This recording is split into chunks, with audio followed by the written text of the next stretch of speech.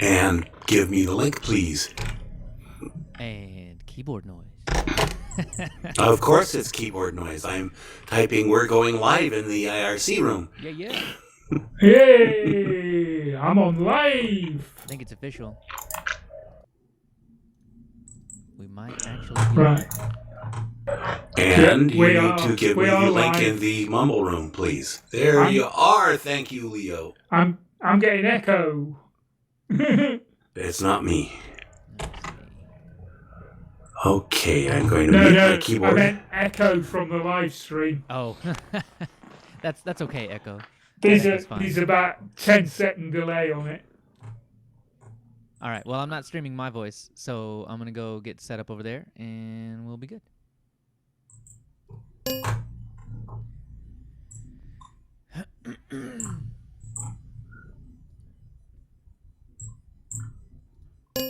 Be interesting.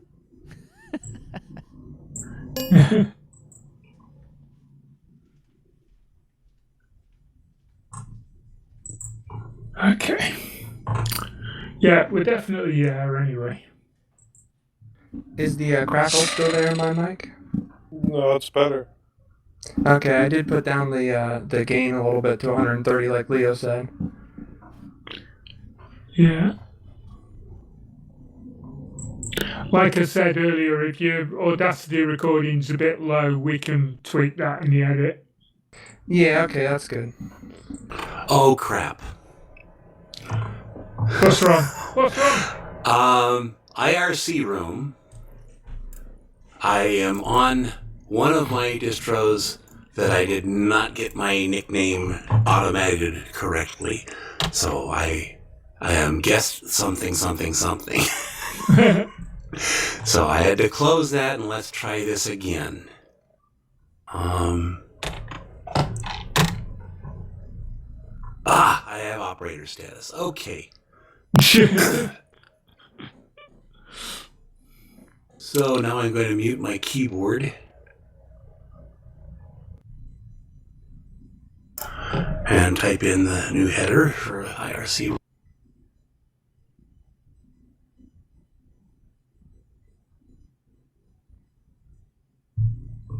I've just lost everyone. I'm still here. Oh, right, okay. It went very quiet. I wonder if that was something to do with what Moss has just done. Yeah, I think so.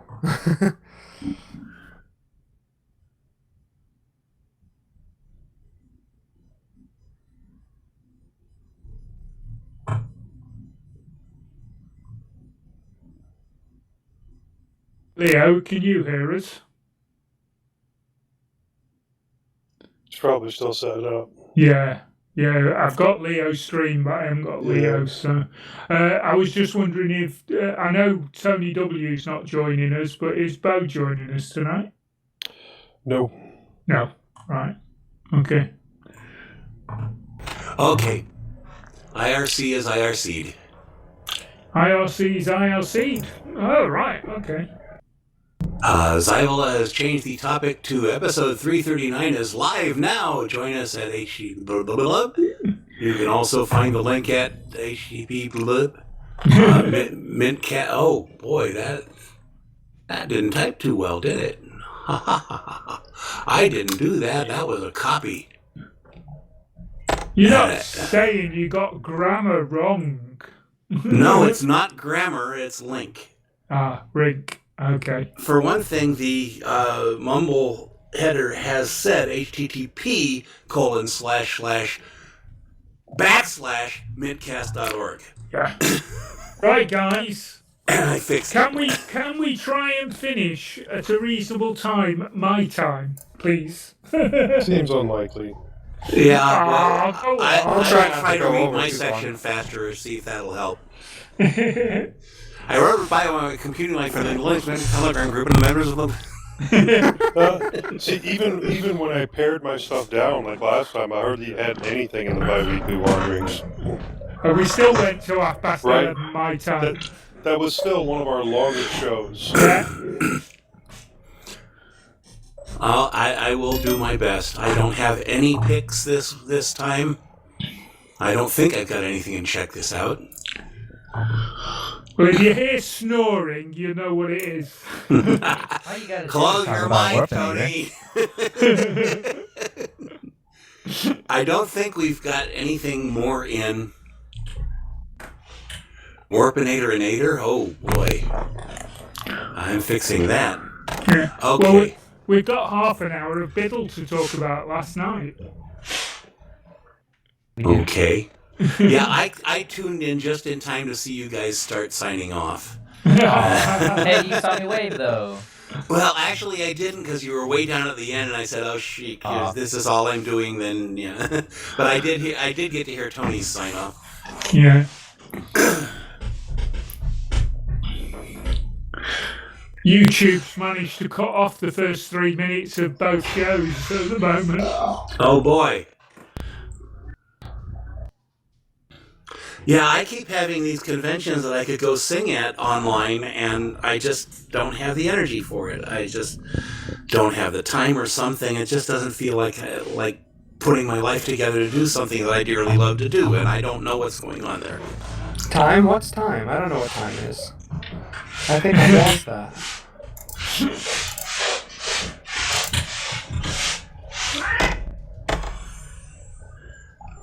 Your cat's playing up again. Oh, yeah, well. Tell the cats to be good, dear.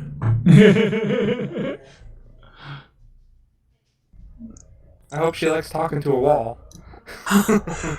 No, our cats talk to us, especially Cecil. He will give a long conversation with us. Oh yeah, my cat talks to me too. I totally get that. But he will not listen. Oh, well, mine listen. The louder I yell, the more they listen. And I don't like that because that's training me to yell more.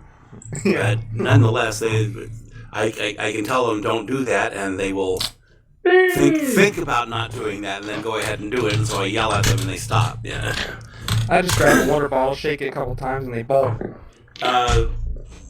We Say hi We to have Rob. got- He's in the YouTube channel. Hi, Rob, in the YouTube Hi, channel. Rob. Hello. Get my Yeah, shots open we've and do tried the levels. water bottle thing, but the water bottles we've gotten have leaked more than they've actually squirted. Yeah, I totally understand that. Joe, are you in and the it's way down the IRC? hall. Yeah. Yeah. No, Rob was asking if it was you in the IRC. Oh, no. Right now it's me in the IRC. I am also in the IRC. Oh, yes, that is Joe in the IRC. He said he couldn't find my handle in the IRC. I'm going, what? How does the live stream sound, y'all? I'm not listening at the moment because it's No, just distracting. anybody that's in there. Those of y'all in the chat or whatever. Oh, and it's 3:01, people. Let's get this show on the Yes, road. sounds Yeah. alright. I'd only mentioned doing levels, so you know. Levels. Josh, how's it going? How's everything? That's pretty good. I think I got everything figured out, so that's good. The audio, at least. Fantastic. Josh, have you saved your Audacity project? No, I have not yet. That's the one thing I didn't get to.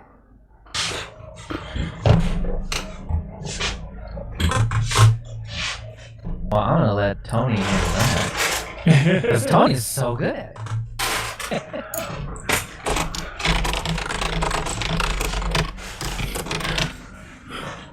Alright, stop showing off, boss. I was helping out Leo.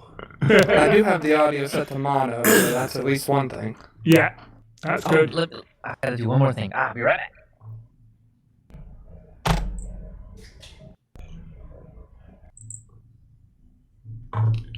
Doo-doo. Should I get my guitar out and play some incidental music in the intermission? I didn't hear anyone say yes, so I take that as a no. So, Tony, how do I do the whole saving? Right. Recording? If you go into File and it says Save Project, Okay, yep. yeah, so Save Project As, and it's going to give you a little warning. It says save project is for an Audacity project, not an audio file. Don't worry about that. Just go OK. All right. Find a folder where you want to store the audio. Yep, I got that. Yep. Yeah. Put your initials and then EP 339 in the name bar. Any dashes or just? No, just put Okay. your initials, EP 339. Nobody is ever going to see that but you, but it Yeah. helps you find it. Yeah. Oh, okay, I got you. Yeah. And then just press save. And then why we do that is during the recording of the show, if for some reason Audacity crashes during the actual show, then when you come to restart it again and rescue the audio, it's easier to do if you've had that set up. Right. Okay, gotcha. Okay. I'm hearing Somebody a got some horror in the feedback? back. Yeah, really Okay. bad. Yeah, I heard that too. We got a real bad bus. Well, Must it be went Leo. away. No, Must it's still be. there. I can still hear it. Oh. Well, it went away on my end. Hey Dan, did the echo go away? It's me. I don't know what it is. Well, I actually had two audio streams going to OBS, so that may have been my fault.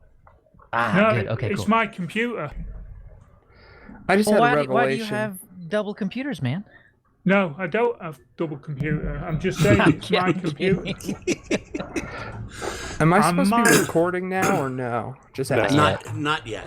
Okay, I don't know why I thought that, but I'm like, oh crap. Oh, and Josh, your best thing Yes. to do is hit the pause button and the record button, and then when we say we're starting recording, you just have to hit the pause button and you're on. Oh, okay, all right, sounds good.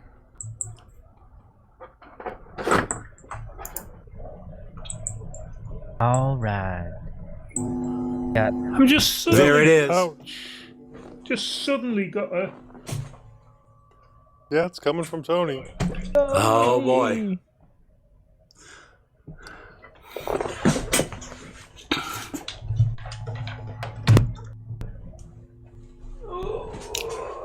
This is a test by your National Weather Service. This is only a test. Right, I've switched off my speakers. That's cured it. Looks like you're a child of the 80s. That's all I'm going to say, Leo. I don't- No, weather service is one thing. This is a test of the emergency broadcast system. Oh, there This it is only a That's test. the Yep. one. If it were not a 'cause you- test, you would be informed which radio station to turn your radio to at this time for further information. Yeah, he didn't get it right, but he did remember it. Yeah, and something about Conelrad in there, because that's what they used to call the emergency system. All right, y'all. Ready to get this show on the road? Rock and roll! Oh, yeah. No, Let's folk, get- Let's folk get, and walk. let's Kick get the comfy. tires. Right. Okay. Are we ready to do the 25 seconds of Do it. quiet? Yep, I'm ready. With your mic open, Josh. Okay, gotcha.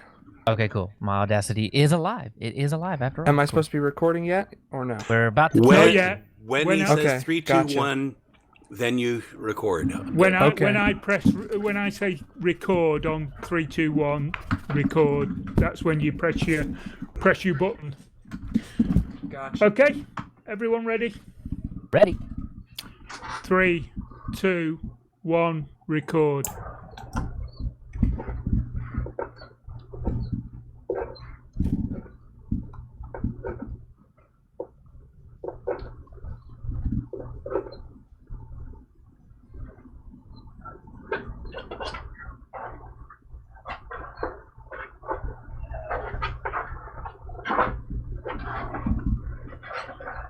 Someone's got a window open or something. No, I think that's the toy toys, isn't it?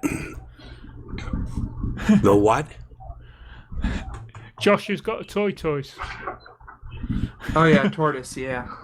Oh, Oh my god, that just gave well, me Peppa gotta Pig get your noise flashbacks. level up higher then. Yeah, 25 seconds, Rob. We increased it by 5 seconds for some unknown reason, and we just kept doing it. Yeah. Okay.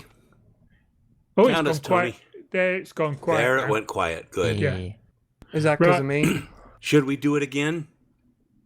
Mm, Because that background noise on that track is going to be wrong. Okay, let's Should do I it leave my again. mic then. open and mumble or no? Let's just do another 25 seconds Of silence. after the 0. Yeah.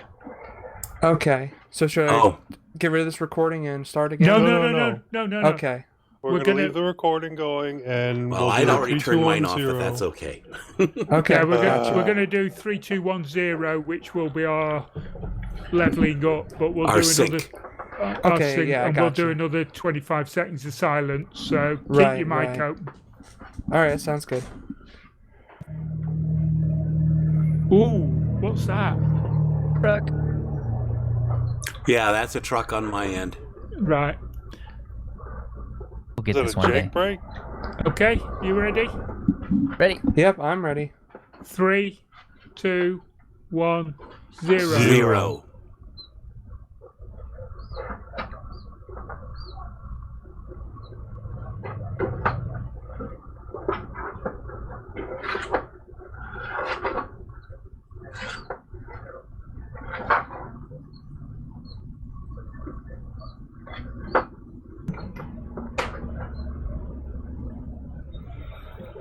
Gonna be a fun time in the old town tonight.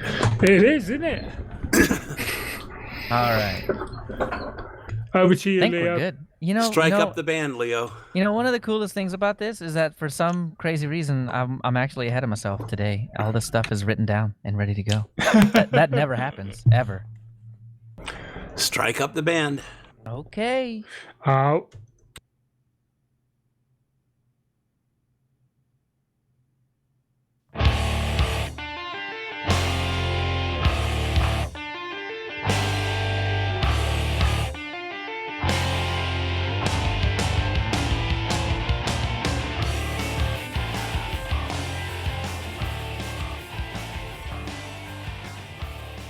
Welcome to mintCast, the podcast by the Linux Mint community for all users of Linux.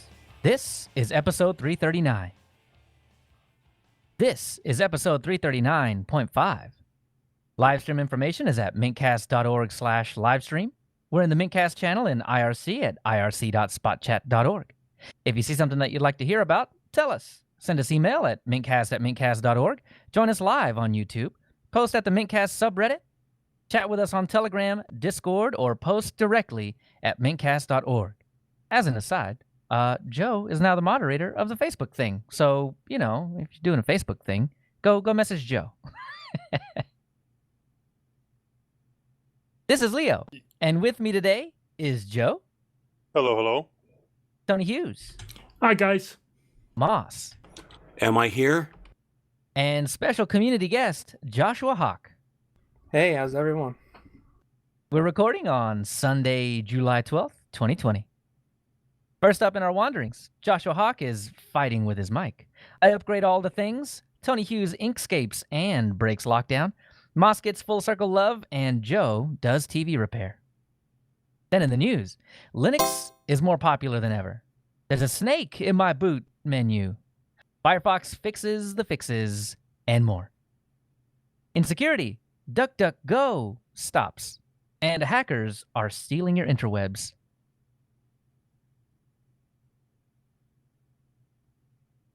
In our innards section, community member Joshua Hawk tries to convert us to unsalted ButterFS. And finally, some feedback and a few suggestions.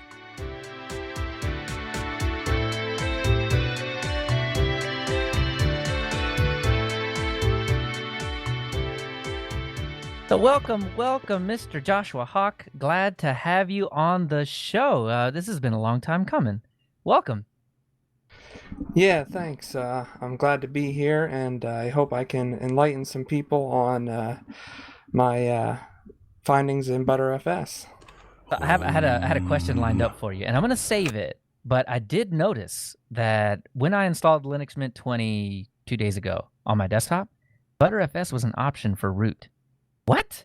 What? When did this happen? I didn't know that was a thing. But anyway, over the past couple of weeks, Joshua, tell us what you've been up to. Well, I mean, the past couple of weeks, I've mostly been trying to see how ButterFS works as my main root file system for mostly Linux Mint, but I've also been trying out OpenSUSE, and I recently got to OpenSUSE Leap 15.2, and that has been kind of crazy as it is, but I do like it on root for Mint definitely, because Timeshift has the rollback feature in the ButterFS file system, and that's super nice to have. Yeah, that was one thing that I was really wondering. If you're gonna offer Timeshift as a main, as something that's pre-installed, that's there for you on your system, why in the world would you not offer ButterFS on root? And it's just me that I never saw it. So I have no idea how far back that goes, but that's just interesting to me. Yeah, I mean, ButterFS has been on Timeshift for a long time. I mean, I remember when I first got into Linux Mint, maybe around Linux Mint 15 or so, that it was there, but I was like, what is this? I don't know what it is. It won't let me do anything because I had no idea what ButterFS was at that time. So I was kind of like, okay, I'll just do rsync, I guess. Yeah, I think that's just the default. That's what I've always done. Yeah, I mean, I've always done that for the most part, but once I got into ButterFS, especially on Linux Mint, I was just like Timeshift ButterFS all the time. Nice.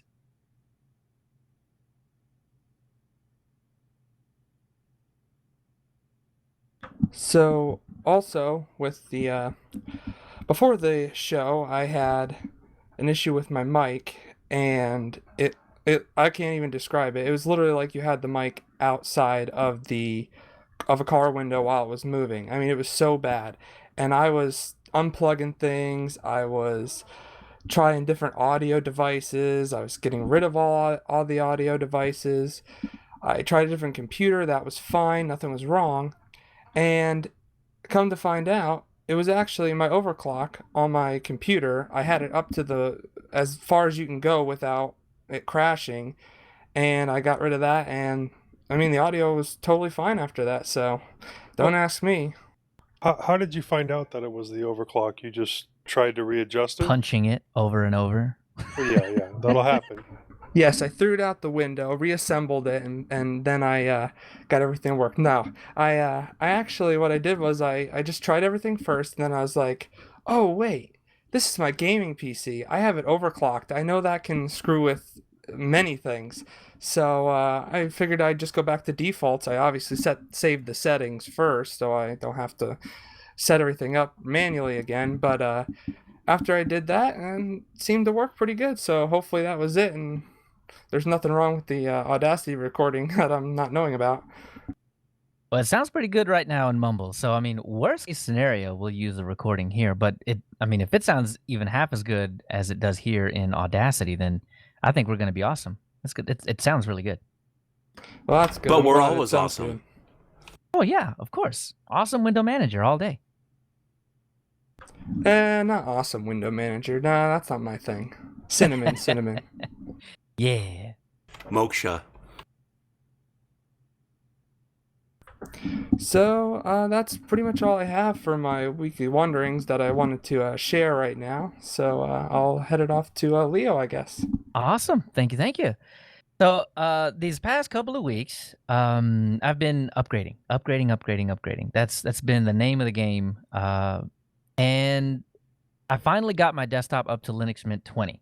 I haven't done anything fancy with it yet, though. I'm still living on kernel 5.4, and that is something that I'm really itching to fix really quickly, because my video card, the 5700 XT, needs at least 5.4 to be functional, but 5.5 and 5.6 have given us a whole lot of performance gains.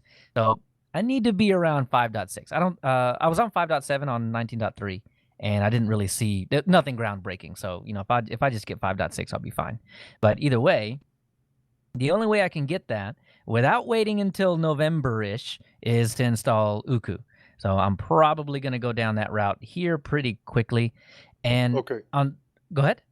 I just want to verify. So this was, you upgraded to Linux Mint 20. You followed the upgrade path, which is now available. Oh, yeah. Let me rephrase. I did a clean install. Okay. This comes from, it's probably just fine through the upgrade, but I will say the upgrade process was I'll talk quite about it when involved. it's my turn. Okay, Me cool. too.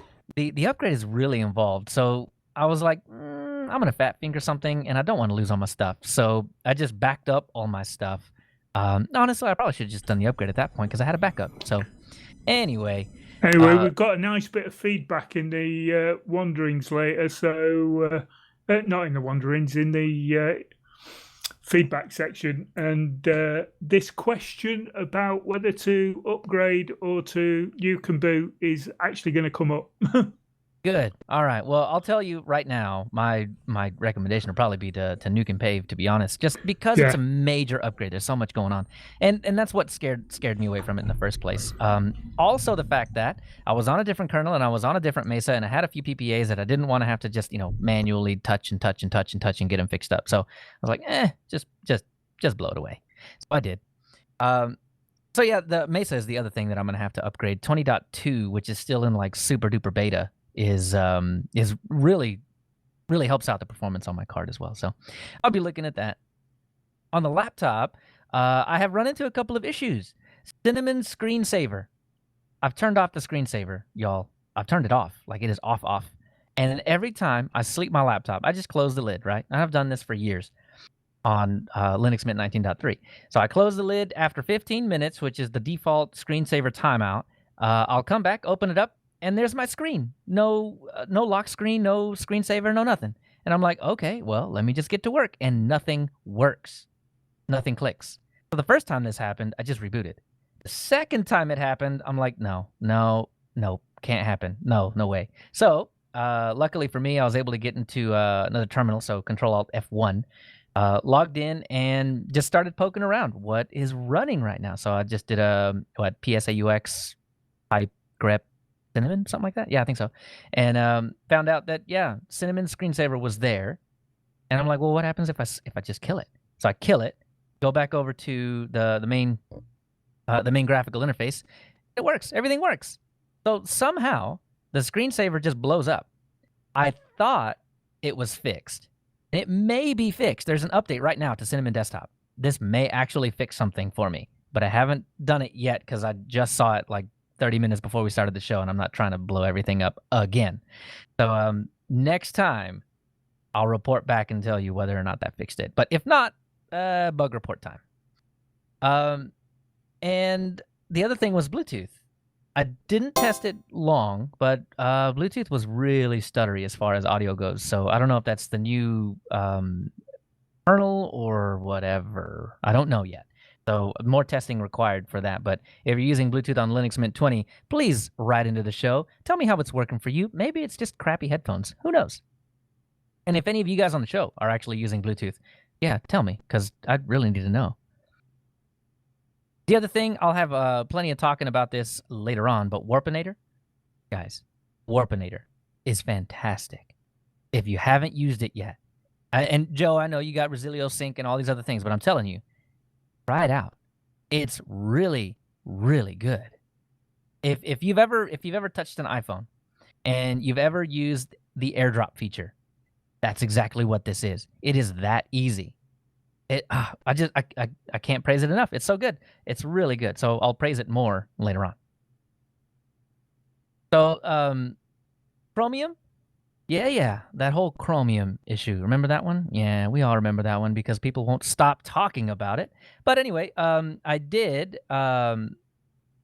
install Chromium using the apt pinning solution that Clem provided for us. It's in the release notes for Cinnamon, and it works mostly. It crashes on me just like every now and then. It just no reason.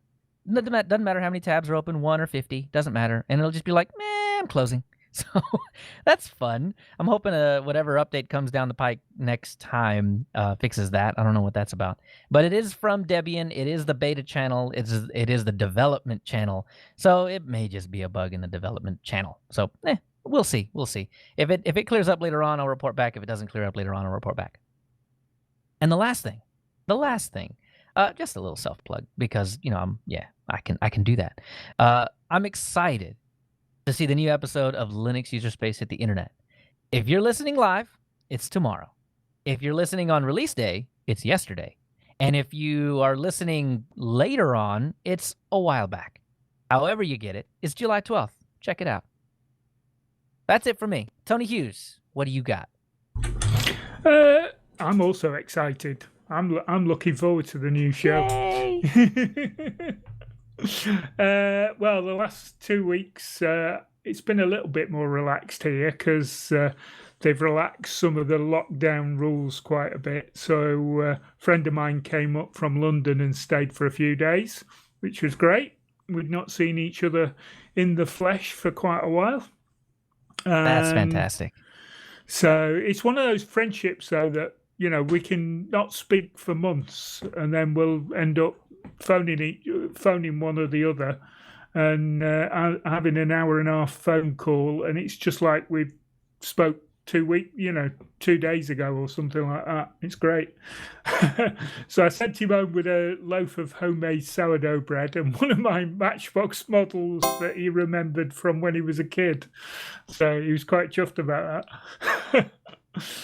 So I got the new printer. It's like I said last time, and that's working well. And I've been experimenting with Inkscape to design decals, which is one of the reasons I bought the printer in the first place. So if you do them in Inkscape, you get nice, crisp, clear things. So even though you're scaling them right down to only maybe 10 or 15 millimeters long, if you're starting off with a quality image, then obviously the image that you end up putting on the model is going to be a lot better. So I was playing with Inkscape, and in 0.92, I was trying to flow some text around a path, and it wouldn't work, even though I went on the internet, tried to find out how to do it and all that, and it just wasn't doing what it was supposed to do. So I thought, right, I'll install 1.0 and see if the update fixed it. So I put the Flatpak on my Mint 19.3 install, and it worked like out of the box. I went in, did some test text onto a path, and bingo, worked. So I was able to do one of the decals that has got some text flowing around a circle, which was great. So if you're trying to flow text in Inkscape in Linux, maybe upgrade to 1.0 because it's probably not as flaky.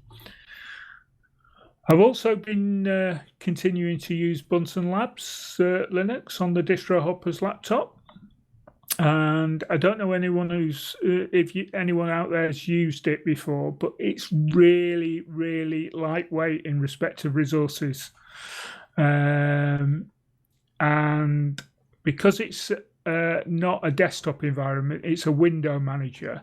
A lot of the ways of doing things are via the keyboard. So I'm getting used to doing the keyboard shortcuts for a lot of things, although there's still things you can use the mouse for. But it's dead easy to open a browser. You just press Control and W. No, not Control, Super key and W and various other things. So that's good. So, and it's not a tiling window manager, so you don't have all the hassle of trying to learn a totally new setup, which is good. Although with Bunsen Labs, because it's based on Debian 10 Buster, some of the software is a bit outdated, but I think it's the big advantage of it is the low resource use. On first boot, it only takes about 300 meg. So if you've got it runs on 64-bit machines, but if you've got a 64-bit machine that's only got, say, 4 gig, then reserving as much of that memory for application use is good. So maybe give it a try. And Joe came and joined my lug last week here in the UK at the ungodly hour of 4 a.m. in the morning his time. Yeah. That's what I call dedication or serious insomnia. But Yeah, it's insomnia. yeah. And I joined the Biddle Euro edition last night and had a good time geeking out with all the crew again. I struggle now to stay up until 3 or 4 o'clock in the morning on Sunday mornings due to the disruption in my sleep pattern. So the monthly Euro edition that's round about this time works quite well for me at the moment. But that's about it from me. So Moss, what have you been up to? I really don't know. Hang on a second. People keep typing at me in the crew channel. I wrote up a bio of my computing life for the Linux Mint Telegram group, and the members insisted I submit it to Full Circle magazine. I did so, and it was accepted for a future issue.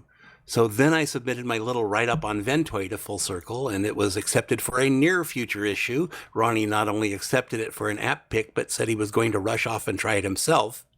Feeling good about this. If you want to read the bio, I posted it as a blog on linuxquestions.org. There's a link in the show notes.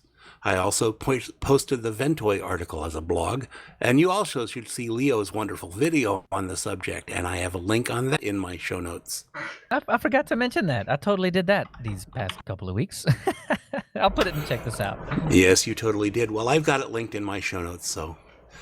Anyhow, I had a problem with Manjaro booting when Linux Mint 19.3 controlled Grub on my Kudu laptop. I used my Ventoy stick to boot to Manjaro's Grub and ran grub install there, which worked fine. I tried the OpenMandriva Grub, and that didn't want to work quite right with Manjaro either, but it worked later when I went back to it. So for now, I'm letting Manjaro control my Grub, which further helps. I will get around later to talking about Linux Mint 20, and the Linux Mint 20 Grub screen is nasty, so I'm letting Manjaro use its pretty screen.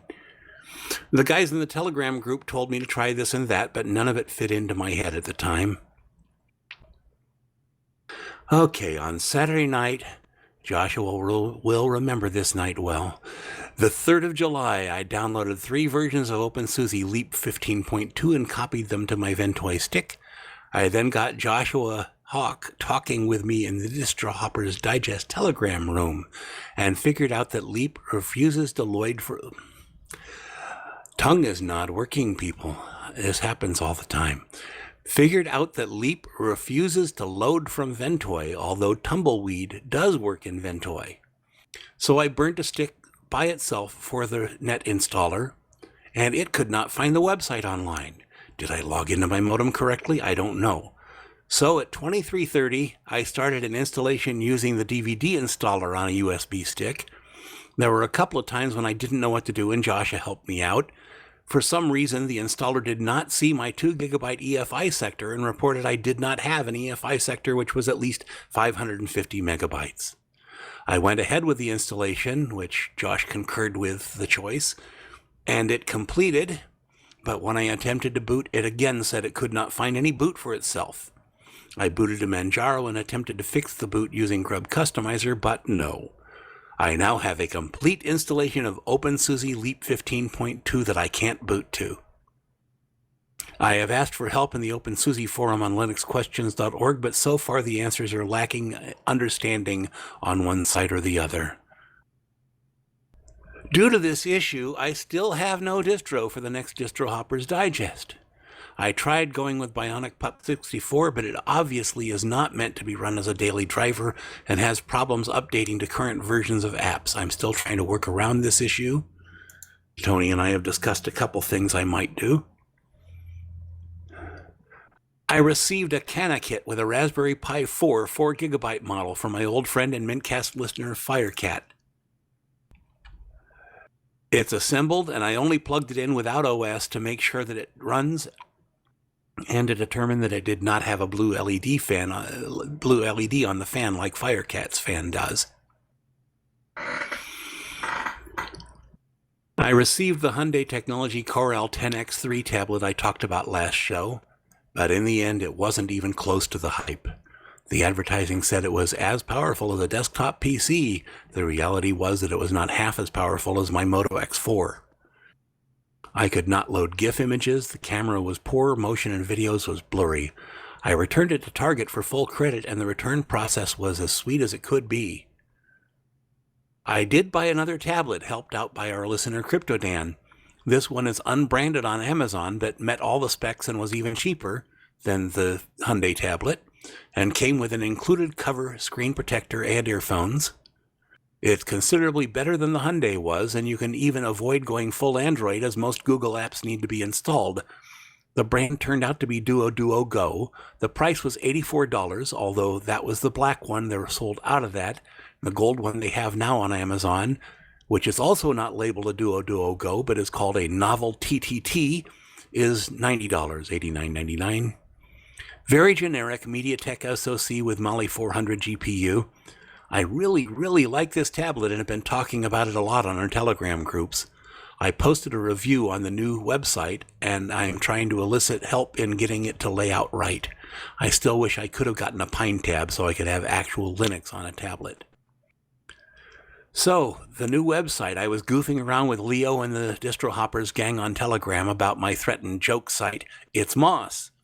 And CryptoDan put up the money for 2 years domain registration before we were even done talking about it. Firecat donated the web space, so damn it, I had to write the site. I quickly learned how much WordPress has changed, to the point that I had serious trouble even getting stuff to publish to the site and still don't have the menus and stuff right. Leo helped me the other day get some things straightened out, but it's still not right. Yeah, having to finagle the mintCast WordPress has kind of showed me how to use WordPress for the most part. Yeah, I have an offer from our listener, Olsey, to maybe work with me on it. Good.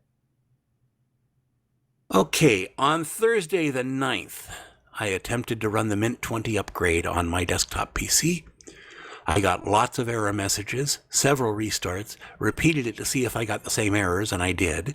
So I gave up on it and reported the same to the Linux Mint Telegram group. I booted my machine normally on Friday afternoon and watched the usual things I watch. About 2200, I saw an icon I didn't recognize telling me I had updates, and then noticed that several other icons were more dark mode than I was used to. I went to my computer and opened the welcome screen to see that it reported I was now running Mint 20.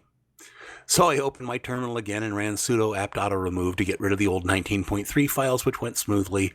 I did have to install the Flatpak of Mumble, and I had to reinstall Kodi as there is no PPA for Focal as yet, and I was setting up to update from PPAs. He had to put in his 2 cents there. There are other things going on, but we're trying to keep this short this week. My wife has been in increasing amounts of pain, and her doctor does not seem to be willing to do anything, and the chiropractor does not seem to be able to do anything. We have explored a couple of other options, one of which seems to actually be helping quite a bit. She was doing quite a bit better yesterday and this morning. I just started physical therapy for my shoulder. I'm in more pain, but some increase in motion as of today. My mother's still alive and about as well as a 91-year-old woman can be expected to be. Well, she'll be 91 on August 2nd. And we haven't read any Dresden since before the last show, which leads us to Joe. Well, I completely restarted the Dresden Files books so that I can be all caught up when Peace Talks comes out in a couple of days here on the 14th. So I'm on the second to last book right now, and I should finish that today and finish the last book tomorrow and be ready for when it comes out. Lots of halfway interesting things happened over the last 2 weeks.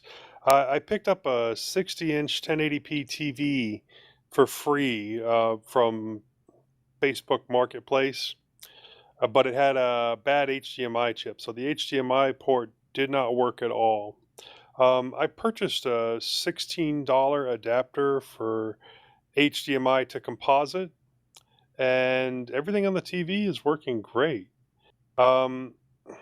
It it has been hooked up to my little mini PC in the garage, which does not seem to have the graphical processing power to handle 2 large TVs at the same time. So I get a bit of screen tearing, but after I swap the outputs from the HDMI and the display port and lower the resolution, both of the screens, it mostly got rid of the screen tearing, almost entirely.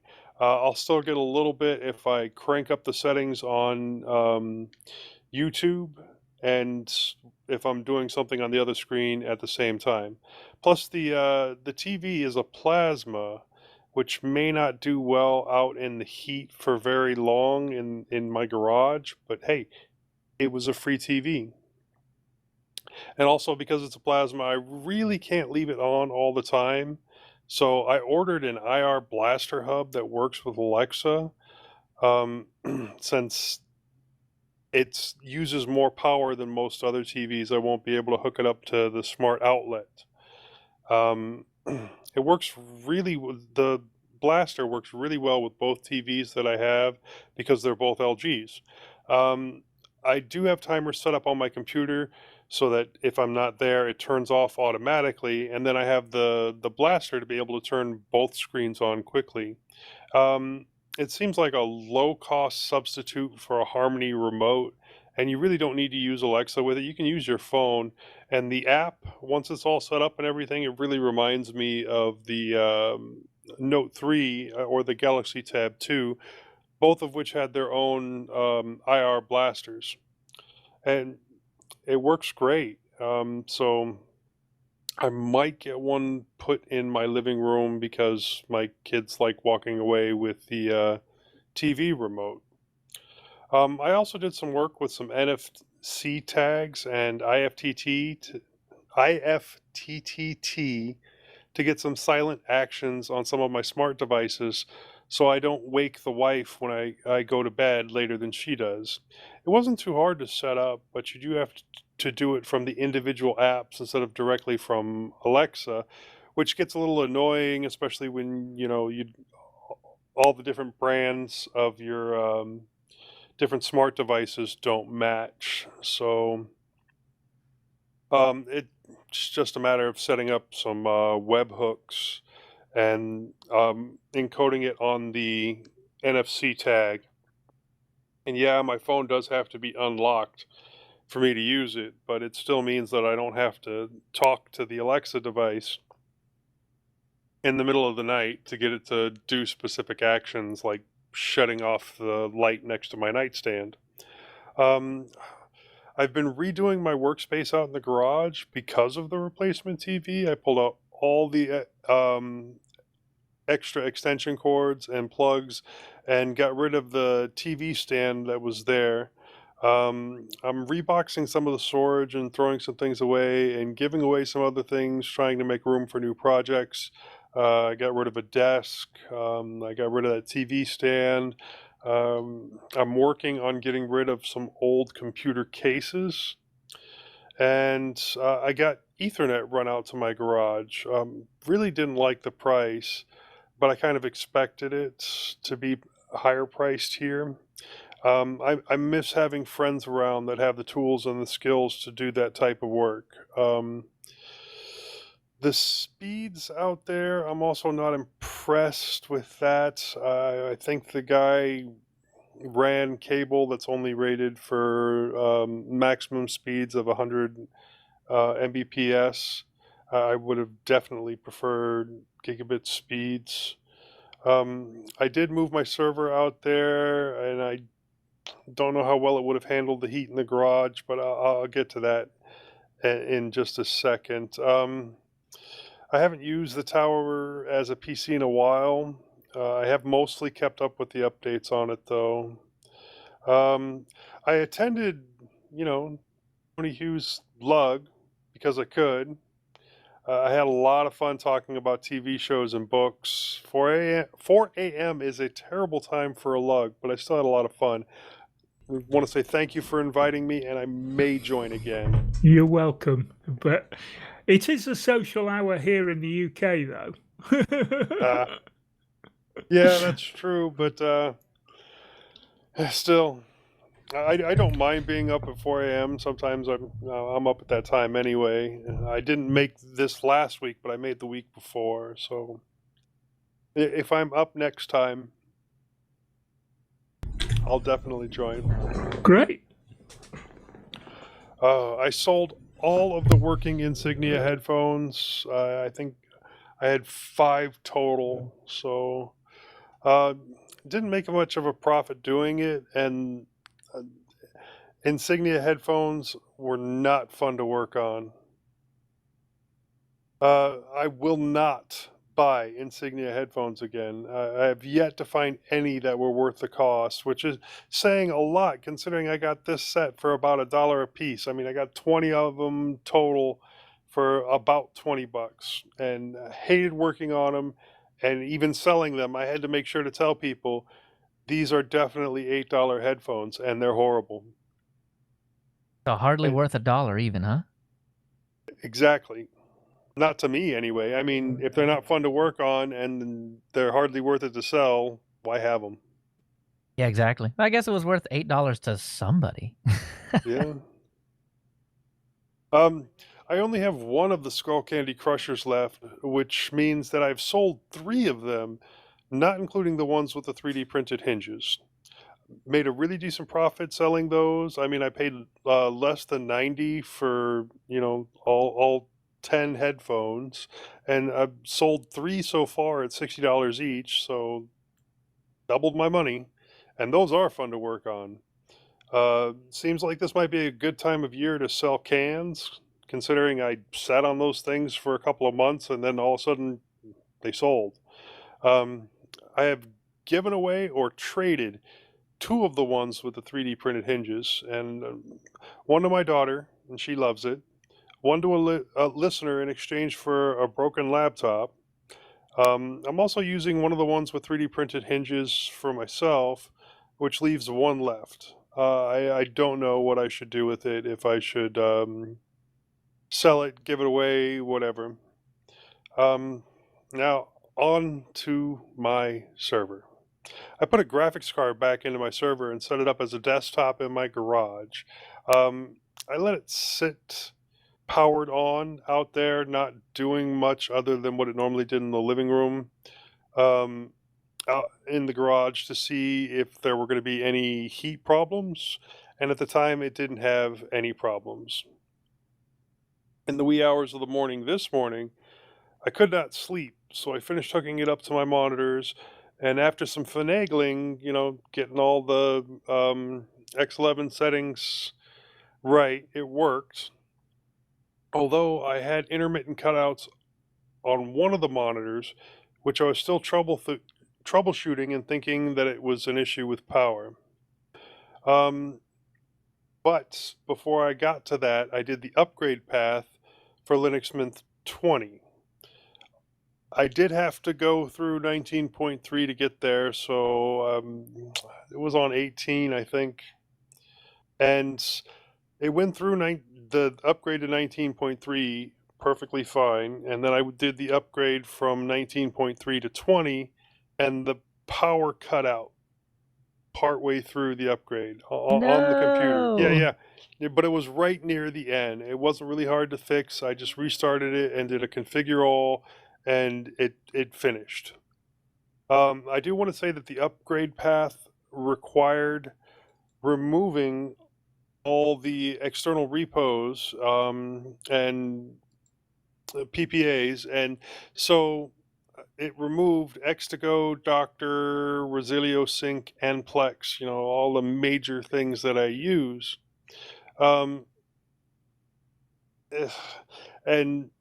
honestly, at that point, I probably should have just nuked and paved. I mean, if it's going to remove all of the applications and all the settings that I have there for that, then why not? It probably would have been easier and better. After it upgraded to 20, I did reinstall a couple of applications, and then it shut down again. But this time I was monitoring the temperatures, and while they were higher than I would have liked, they should have not caused the shutoff. I let the machine sit for a good 10-15 minutes and then power it on again, and it powered back off after the login twice. So because it was right after the login, I thought it might be something programmatical. But then the third time, it shut off before the login, so obviously that's not it. Next thing I started troubleshooting. I replaced the power supply, and I have 2 backup power supplies. But it turns out both of them were bad. One provided no power whatsoever, and the other would turn on for a second and then turn right back off. So I have a couple of assumptions at this point about the issue and the possibilities of what it is. And that's either the power supply is bad and I need a new one, the motherboard is bad and I need a new one. There's a problem with the motherboard CPU combo and I need a new motherboard. Or there's a problem with both the motherboard and the power supply and I need new ones. Anyway you cut it, I need new hardware. I haven't decided if I'm gonna just get a new motherboard for this one and power supply for this one and reuse the processor and RAM, or if I'm just gonna completely upgrade. I've priced it out, and if I go to Micro Center, it will cost me $430 to get 16 gigs of RAM, micro ATX, motherboard, a case, a power supply, and the Ryzen 5 3600, which is the best, price per performance right now that you can get. Although I am a little upset that this happened now and not like 2 months from now when the 3600G is available. Oh yeah. Well, here I've got one suggestion for you. Just to throw it in the pot and maybe consider this. What if, with that $400, you just go buy like 8 Raspberry Pis and all the fixings, and then just roll together a Docker No. swarm? No. You love Docker. It's like a Docker dream come true. I do. I love Docker, but I'm not sure how well that Docker Swarm would do with my, 8, 9, 10, 11, 12, 13, 14, my 14 terabyte Plex setup. Look, you don't need speed. You can just take pictures of that Raspberry Pi stuff and put it all over the internet. Yes, Everybody would fall in love. That would make me feel very special, but no. Hey, while we were at it, I did forget to mention that I also did a smooth as silk upgrade on Linux Mint 20 on my laptop. Ooh. Yeah. Nothing went wrong on that one. Yeah, the upgrade, by itself went perfectly fine, but and with a lot of setups, you wouldn't have to have worried about like X2Go, because X2Go is now in the repos. But when I first set up that PC, it wasn't. So that's why it got removed, and then Plex got removed, and Docker got removed, and I don't know if anybody remembers. I think Docker Engine is now in the repos, but a couple years ago, yes, Docker CE or CLI Docker CE was in the repos. It just didn't work. Yeah, that was really frustrating, because that was about the time that I was trying to learn Docker. And then I find out you got to go add the PPA so you can get it straight from Docker. And I'm like, fine, I will do that. Right, so all of that got removed, and that was most of the setup on there. So for me, it would have been better to do a nuke and pave. Yeah, I would have wanted to, back up my FS tab and probably back up my cron tab, but that's not hard work.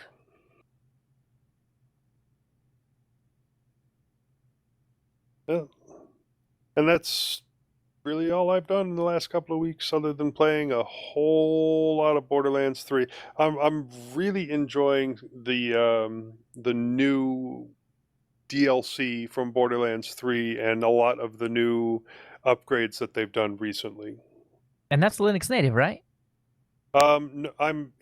No, Oh, okay. I thought the Borderlands 1 and 2, I think, are, which is why I was thinking that. Right.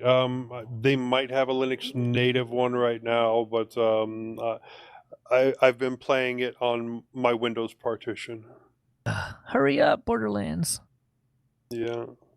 The problem is like I'm a little jaded about Borderlands on Linux because of what happened with the final DLC with Borderlands 2, which never really came out for Linux.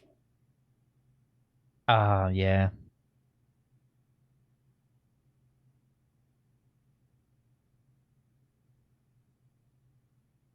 All right. Well, that'll do it for our wanderings. Let's head over to the news.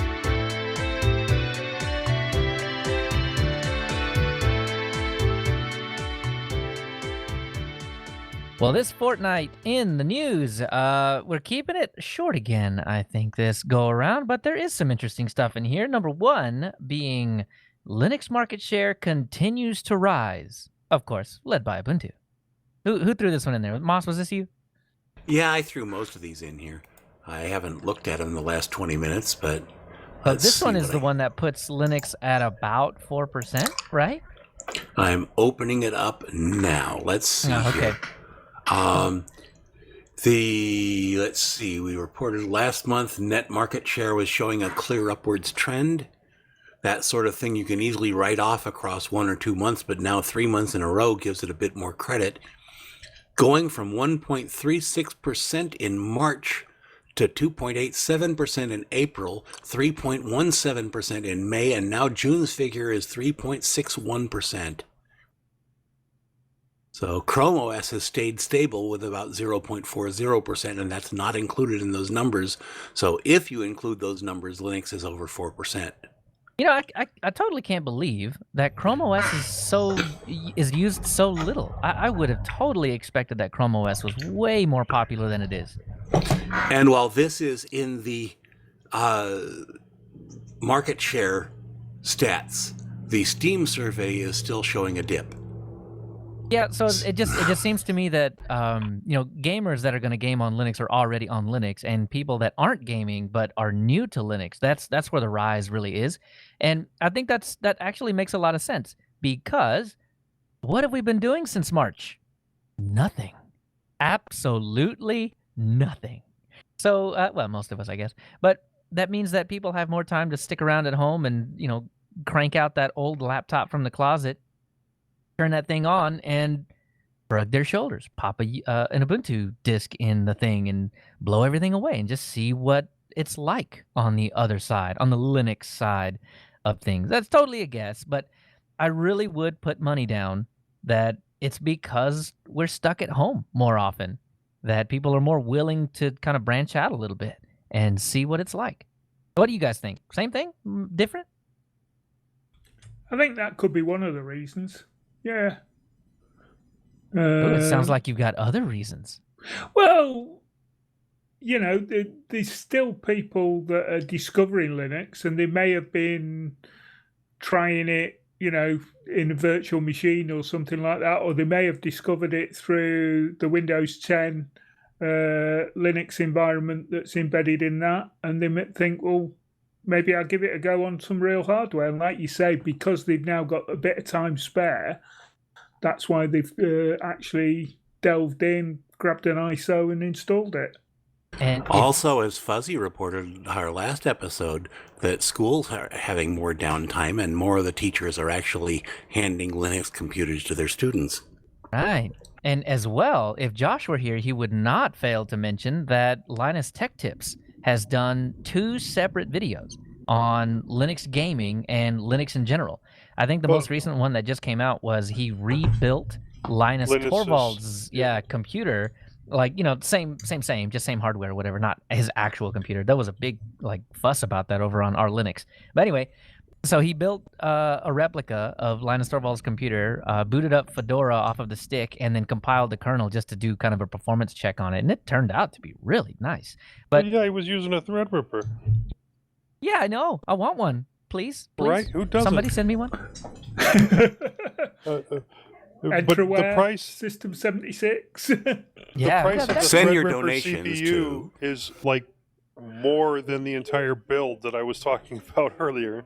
You know, I was looking. It's not a Threadripper, but the 3900X. That's the 12-core one. Was like $400, which is mind blowing when you consider how much power you get out of something like that. It's crazy. Yeah.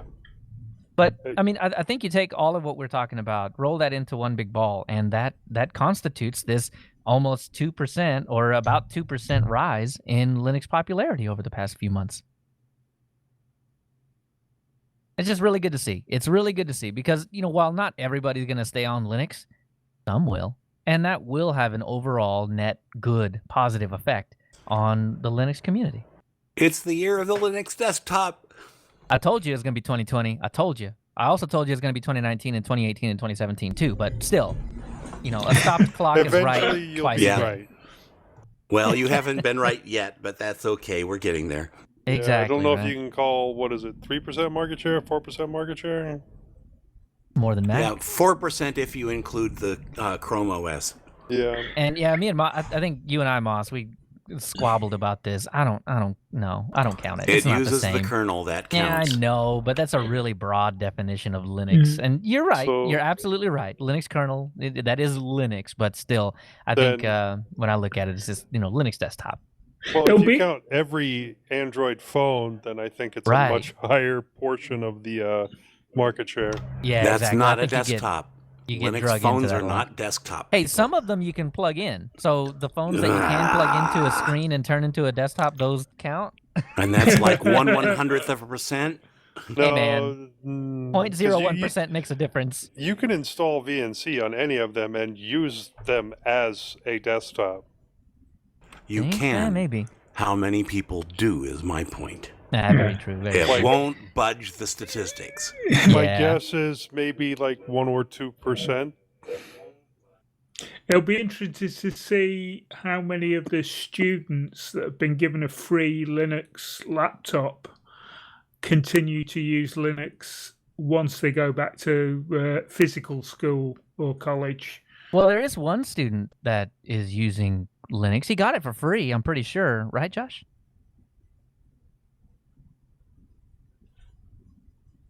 Crickets. Almost. So next up, and this is in Joshua's wheelhouse as well. OpenSUSE. I get that wrong all the time. OpenSUSE releases Leap 15.2. Yep, with new AI, machine learning, and container packages. And real-time kernel, kernel 5.3, and yeah, what did I think? I think they had Kubernetes in here was one of the packages that they really were touting. Some of the cool things is that you can buy one of these, OpenSUSE Yeah. Leap 15.2 on Tuxedo computers, on their Right. Slimbooks. You can buy it, off the shelf, which is really awesome. And Linode, one of the big cloud hosters, already has the images ready to go. And as I've already mentioned, I failed at installing it. Actually, I succeeded in installing it, just not in booting it. And Joshua already has it installed. And on top of that, Yeah, I have to have it on some servers too. oh, nice. We're gonna have to get into how well it works on servers too. But yeah, and then obviously, ButterFS, all over the place. So just man, it's really cool. I'm really glad to see that they're making a lot of progress. That's the B-tree file system, people. Yeah, I had to keep calling it ButterFS because I made that butter joke in the intro. There is a reason why it's called ButterFS. Cause it's smooth. No, it happens to do with the copy It on melts write. down easily. What does copy on write initials spell out? How? Oh, Where butter. does butter come from? Oh wow. Chris Never even- Mason said that. Are you kidding? That is so awesome. Nope, he's the founder of ButterFS, or at least the main contributor. So yeah, it's probably true. Wow. I just never even crossed my mind. That's so awesome. All right. Well, congratulations to the SUSE team. That's great. Next up, another distribution, a new distribution by an older person that's been in the community for a little while. You might know him. Ike does it again. Yeah, so this is number 3, right? Because we started out with Solus, and then we moved to Clear, or was it Clear and then Solus? I don't remember. No, and then, Clear. I think he worked for Intel before he ran on Solus. Right. He left it to work totally on Solus and then left Solus to work back on Clear at Intel. Oh, okay. But I don't know that he was working on Clear at Intel before Solus. Got it. Okay, so I mean, Solus was actually my sweetheart distro for quite a while. Like before I came back to the Ubuntu side and landed on Mint, I was on Solus because of, for the same reasons that I kind of dig Fedora. It just had more up-to-date packages, and you didn't have to wait months and months and months for this or that. And it seems like what Solus was aiming to do, which was to push the desktop forward. I mean, he did that with the Budgie desktop. He did that with the semi-rolling release that they had. He did that with the, easy way to get a hold of proprietary packages like Google Chrome. I mean, it may just be a packaged up deb, but that's not the point. The fact is it was a one-click install, and you didn't have to go searching around on the internet, kind of contrary to the Linux way. And, just the list goes on in Solus, and it looks like he's trying to do that again with Serpent Linux. No more user bind split, 100% Clang built throughout, including the kernel. Muscle as libc, relying on compiler optimizations instead of inline ASM. libc++ instead of libsd, lib standard C++. So what I think you're getting at with all of these compiling tools is that these are some of the things that the community, the compiling community, the programmers have been talking about for a very, very long time. Debating the merits of should we stay with libc or move to muscle, something like that. And Ike just pushed it forward and just said, no, let's do it. Just stop debating it. Let's do it. I mean, and I imagine he's okay with it if it blows up. UEFI only, no more legacy boot, and Wayland only. X11 compatibility via containers will be investigated, but they're not committing to it. And the other thing that I don't know if I'm happy about it or sad about it or whatever, but NVIDIA, they will be blacklisted from the operating system because if you're not open source, they're not doing it. Yeah. So. Wow, that's interesting. It's really going to cut down on the amount of people that are able to actually use Serpent in the first place. I mean, I'm in that group just because I'm an AMD fanboy, but I mean, NVIDIA is a huge market. I have NVIDIA. Exactly. It's a huge market to cut out. So, I mean, not that he's hamstringing himself. He's really, he's hamstringing himself. This is cutting out a huge part of the market. I know it's only a very low end user card, but even I'm running an NVIDIA card. Right. If you got to touch that proprietary blob, you're out. Interesting, though. Yeah, really. But this is cool, though. I think the good thing about this is that if nothing else, this is going to turn out to be just a test run for all of this new tooling that has been debated for a long, long time, and how far you can get by saying things like, you know what, I'm just going to blacklist NVIDIA, who's, probably like 90% of the market as far as video goes. Intel is small, and Intel's pretty big, really, because of integrated graphics, but and AMD is small fish in the grand scheme of things, I think. Well, I'm going to watch this with a lot of just curiosity. It's really interesting to see.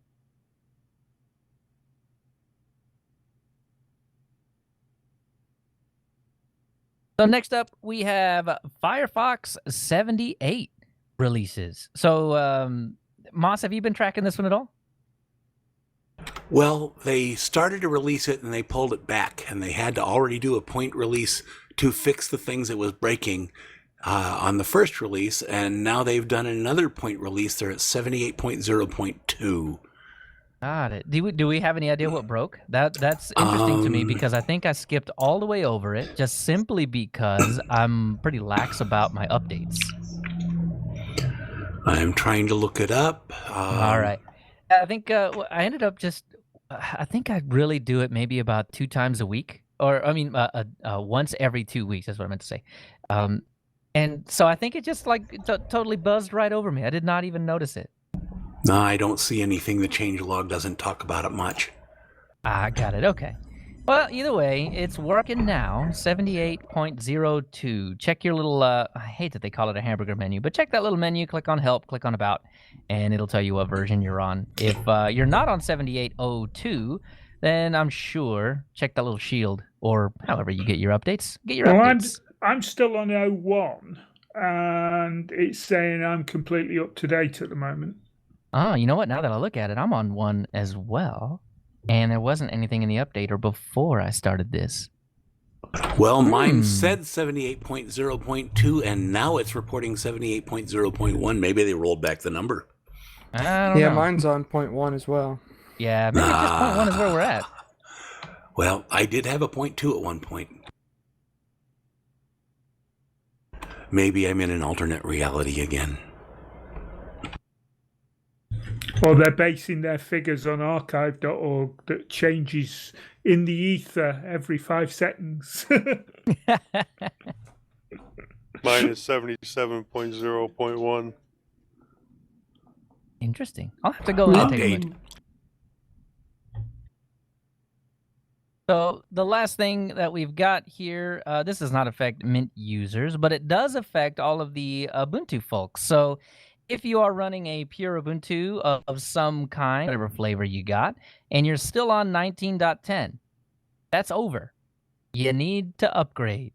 So this is it's gonna end of life on July 17th. So that's gonna be what, 3 days after we release this show. So if you're listening to this and it's already July 17th and you're still on 19.10, yeah, maybe think about upgrading, or try out Mint.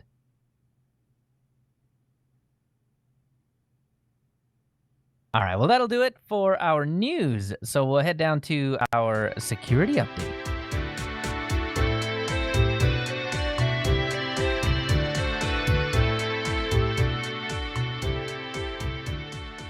In this security update, we got a couple of different things. One of them I really feel like is a bit overblown. We get a lot of that these days.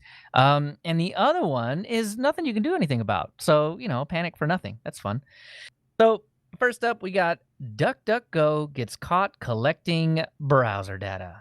Shock horror. I know.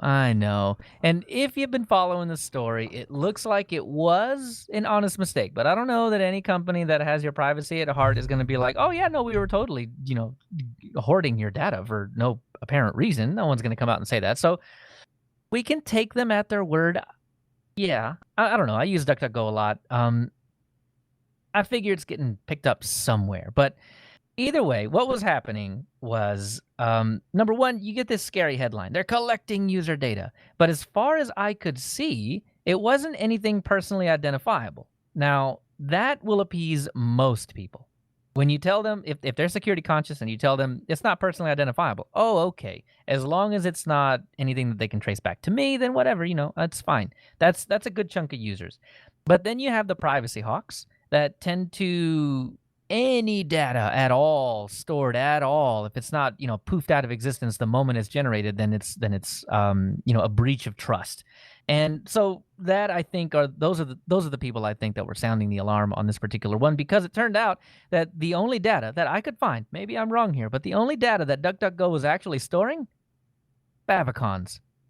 Yeah. Well, it was shown by some security mavens that you can really track a user's internet use through the favicons and identify them. I'd like to dig into that, because I don't know how that's the case. Where are they picking up the information to do this analysis? From DuckDuckGo's servers, or intercepting requests, or what's going on here? Because if DuckDuckGo is saving them, right, and on their server, and there's actually a pretty decent reason for them to actually save them, right, which was favicons aren't standardized from one website to the other. They're stored in different places. They're called different things. They're in different sizes. They're all different types. So caching them makes things a little easier on DuckDuckGo. I get that there is certainly some way to, maybe, I don't know. I don't even know that. Maybe it is. Surely it is. They wouldn't be sounding the alarm about that if it wasn't. But did we mention last show that DuckDuckGo has gotten a $30 million investment and that they are using that to put billboards and radio ads all over the world. Ooh, I don't know that we mentioned that. That's awesome. We've got, I've seen at least 20 billboards in Knoxville, which is not exactly much more than a large backwater. And I've been hearing ads on the radio about Duckduckgo and your security. Oh, well, I haven't driven around much in the past few months, and I certainly don't listen to the radio, so I've missed them all. But still, that is great. So, like I said, well, they expect to make their money back somehow. Well, true, yeah. So the favicon. Wait, are you suggesting they're selling the user data? I didn't say anything. Huh. Okay. Well, I want to keep an eye on it anyway, because I mean, they're my search what engine? Yeah, search engine of choice. So it's just going to be interesting to keep track of this. But I just really don't know what you can do with the favicon. They still use Google as their backend, right? No, as far as I know, it's not the case. No, that's Start Page that does that. Okay. Yeah, so anyway, so they cache the favicons, and when you go to like my website or something like that, you don't get the favicon from my website, you get the favicon from Duckduckgo.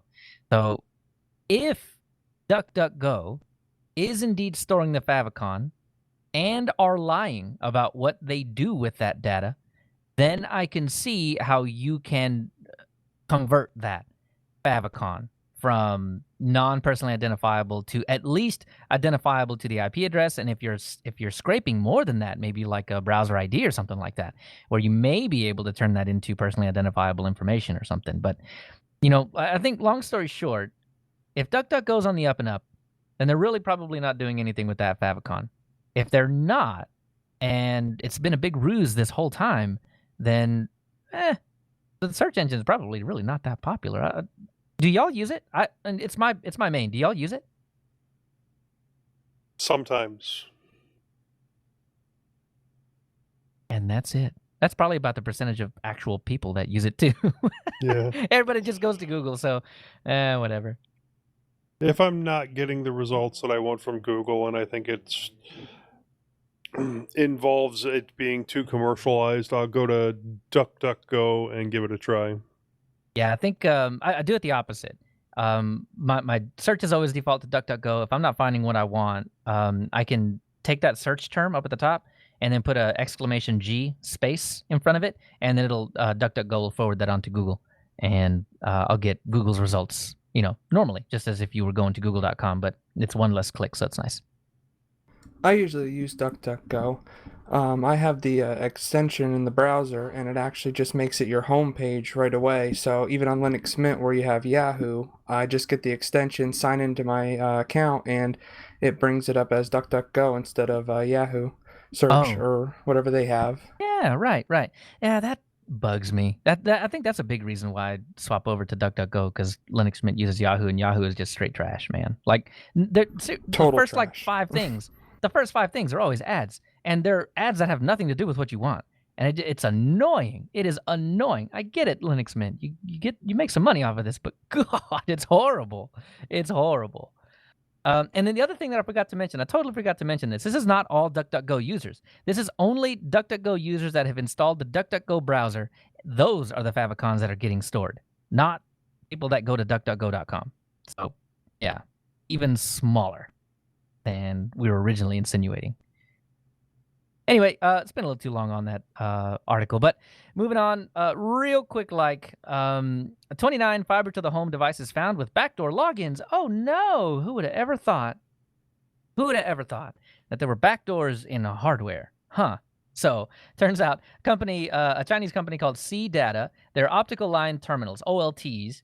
You can think of these as like the ISP's switches that send it that last mile, you know, that last little bit to your house. So fiber to the home, it's the last ISP bit that gets the data to your house. So the OLTs sit at the ISP's central location or a central office or something like that, and they are what connect to your ONU or ONT. So if you have like cable or DSL or something like that, and you have that modem sitting in the corner, an ONT is like that. And then there's some, I guess, debate over whether it's called an ONU or ONT. So IEEE calls it one thing, everybody else calls it another. So yeah, whatever. But There were two researchers, Pierre Kim and Alexander Torres. They found 7 vulnerabilities. I'm not going to go through all of them, but 2 of them are actually pretty egregious. One of them, hard-coded telnet logins in the device. I could just stop the list right there. That is so bad that Right. you don't need other vulnerabilities. That's the one. You get what is the equivalent of root access on the box.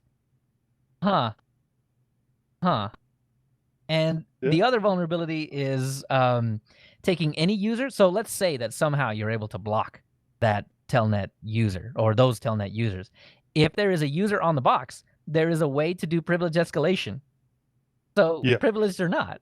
Well, there's some very, very good reasons that since like the early 2000s, Telnet has been declared insecure and has been locked down from like everything.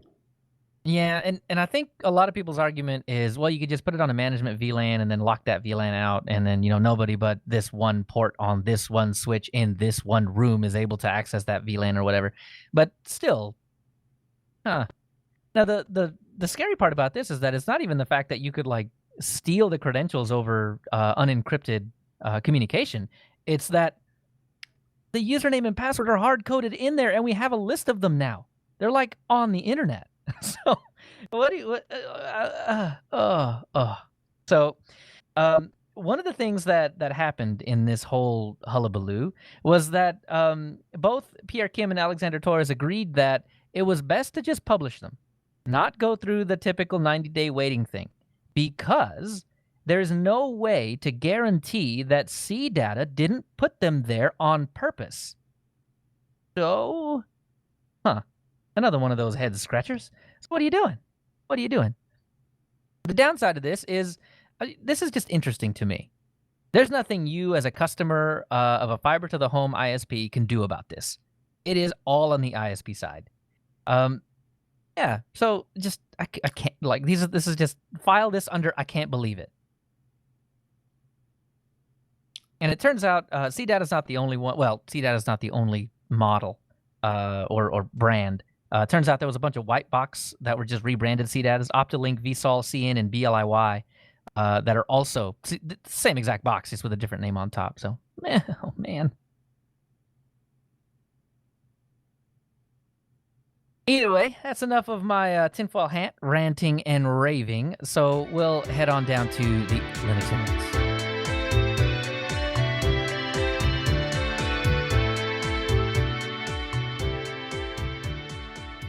So in this Linux innards, we have ourselves another community guest. You've heard from him already, Mr. Joshua Hawk. Welcome to your innards. Thank you for having me on the show. It's a great honor to actually be able to communicate with everybody via voice instead of just texting everybody. I know Telegram is cool, but sometimes it's just nice to be able to have a real, live, almost person-to-person conversation. Leo, they are not his innards. They are Linux innards. It's true, but he's going to tell us all about ButterFS, and I'm just No one I'm wants just so to see excited my about it. innards. Spill your guts, Joshua. Well, before we get there, I wanted to ask you a couple of different questions just to kind of get a feel for who you are and how you made it onto the show in the first place. So the first one that I wanted to ask was, when was the first time you encountered Linux? When did you learn about it? Well, probably the first time was I was in college, and I'm not sure exactly who told me about it, but somebody mentioned it, and I was like, that sounds interesting. And I had a Mac at the time, MacBook Pro. I still have it. And I decided to try, I tried to put Ubuntu on it and dual boot it, and it didn't quite work too well, so I just kind of gave it up. And that was like about maybe 2010 or something like that about. So that kind of failed. So I didn't really pick up Linux again until about Mint 15, and I still didn't really use it fully. I just kind of installed it and was like, yeah, I got it, whatever. I didn't really understand it too well. I kind of stuck to Windows, unfortunately. But so that was basically what happened in the beginning for me. So what about now? I think you're on Linux right now. So what pushed you to use Linux more often in your life? Is it full time as well? Well, for me, Linux, it's more of like the philosophy of it rather than, security and all that. I mean, I like the security that comes with, but I like the community and I like the users more than, like I'm trying to, it's not exactly Linux that drew me to Linux. It's the fact that it's open source and that everyone can contribute and it's not just controlled by one entity and you're just locked down to that and whatever they say goes kind of situation. You can choose what you want. You can move around if you need to. You're a freedom guy. I love it. Not 100% freedom. I mean, I do use Linux Mint and NVIDIA drivers and, Steam and all, but as much open source as I can, I try to implement. And I do use Windows for gaming, but that's another story. That's not exactly easy to explain. Well, no, I mean, I'm in the same boat. I think what I mean by freedom is that you're free to choose. And even that can include Mac and Windows as well. You're free to decide to just reboot into Windows so you can play your game at 20 frames per second more than if you were in Linux. Or, if the game plays just fine in Linux, you're free to choose to just run it in Linux. The freedom behind that, I think, is liberating. I don't know, just freedom. Right, exactly. I mean, most of the games that play in Linux usually work just as good as Windows, especially since Proton has been implemented. But yeah, it's mostly the games that don't play at all in Linux or I can't get to install properly is the ones that I use on Windows. Very cool. Well, I'm glad to know at least a little bit about where you came from, but um, I want to get into this ButterFS thing because this is something that's been on my radar for a little while. I've heard a lot about, for years you've been hearing a lot about it. And ButterFS has gotten a pretty bad rap. If, I don't know, if you keep your ear to the ground on all the podcasts that talk about all this kind of stuff, you hear a lot about, oh, I lost data on ButterFS. Oh, I'll never use ButterFS again or something like that. But SUSE has been using ButterFS with tons of success for quite a long time. And you can't take a distribution as successful as SUSE, I keep saying SUSE, but SUSE, and just write it off completely. There's obviously a pile of success behind there that belies what everybody is saying about ButterFS. So anyway, just to kind of get the wheels greased up and turning a little bit, that's kind of the backstory, or at least the little comeuppance of ButterFS in the past couple of years. But there are a lot of features to ButterFS that I really wanted to kind of coax out of Joshua, because Josh, you use it, right? Yeah, I've been using it now for at least 2 months. It hasn't been that long, but at least 2 months I have been using it, and I have not run into an issue. I haven't fully tested every aspect of it yet, but I have not run into an issue as far as I've seen. You haven't borked your RAID yet, is what you're telling us. RAID has been rock solid. That is one thing that nothing has ever touched that. I mean, I've had power outages. I've literally turned the computer off while it's doing processes. Wow. I've tested it thoroughly as far as the RAID goes because that is something I'm very paranoid about. Yeah, and losing power in the middle of a write, that scares me. Like, if that ever happens, I'm immediately in my mind, I've written it off. Whatever data I was trying to write, it's just gone. I hope I have another copy of it somewhere, because yeah, that's just bad. Yeah, you just have to worry about the last thing it was writing. Whatever it was last writing, like let's say it's a movie, that's going to be corrupt and you're just going to have to start over from that point. But other than that, you'll just copy it over or however you do it and it'll say, do you want to replace these items or do you want to keep them? And then it'll just go from wherever it left off. Very cool. So that's kind of in the same vein of this copy on write thing, where if you're not over, or if you're adding data and you're overwriting data, how does that work? Well, basically what normal file systems do is they allocate the space that you delete to be free. It's the data's still there, but it is free to be written over. So then anytime the system gets a new item in that sector, it overwrites the data and it's lost forever. And copy on write, what that does is instead of accessing the points that have data on them, it makes another copy of what you're trying to write instead of overwriting the old data, if that's clear. Right. So you essentially have two bits. You have the new one that you just wrote, and then you have the old one that's there that will continue to be there until that space is needed. Is that kind of what I'm picking up? Right, yeah, like let's say we have the sentence, the sun goes up. Okay, you have that in there. You change goes to down, or up to down, and the sun goes down. You also have the sun goes up as well as the sun goes down. It doesn't overwrite and change the up to down. It literally makes another file that says down. So you have the sun goes up and the sun goes down on your disk, so you can always recover if you need to. And so this is where that whole idea of snapshots comes into play, because if the old stuff's not gone, then it's pretty trivial to just roll back. Right, exactly. That's what the snapshots do. They actually take a diff of your subvolume, which I will explain, and whatever has changed, that's what is added to your snapshot. So basically the snapshot doesn't take up any data, because instead of copying it all to the snapshot area, it actually just points to the original data, and it looks like there's two sets of data, but there's only the original, and then whatever's in the snapshot that's different from the original is actually in the snapshot.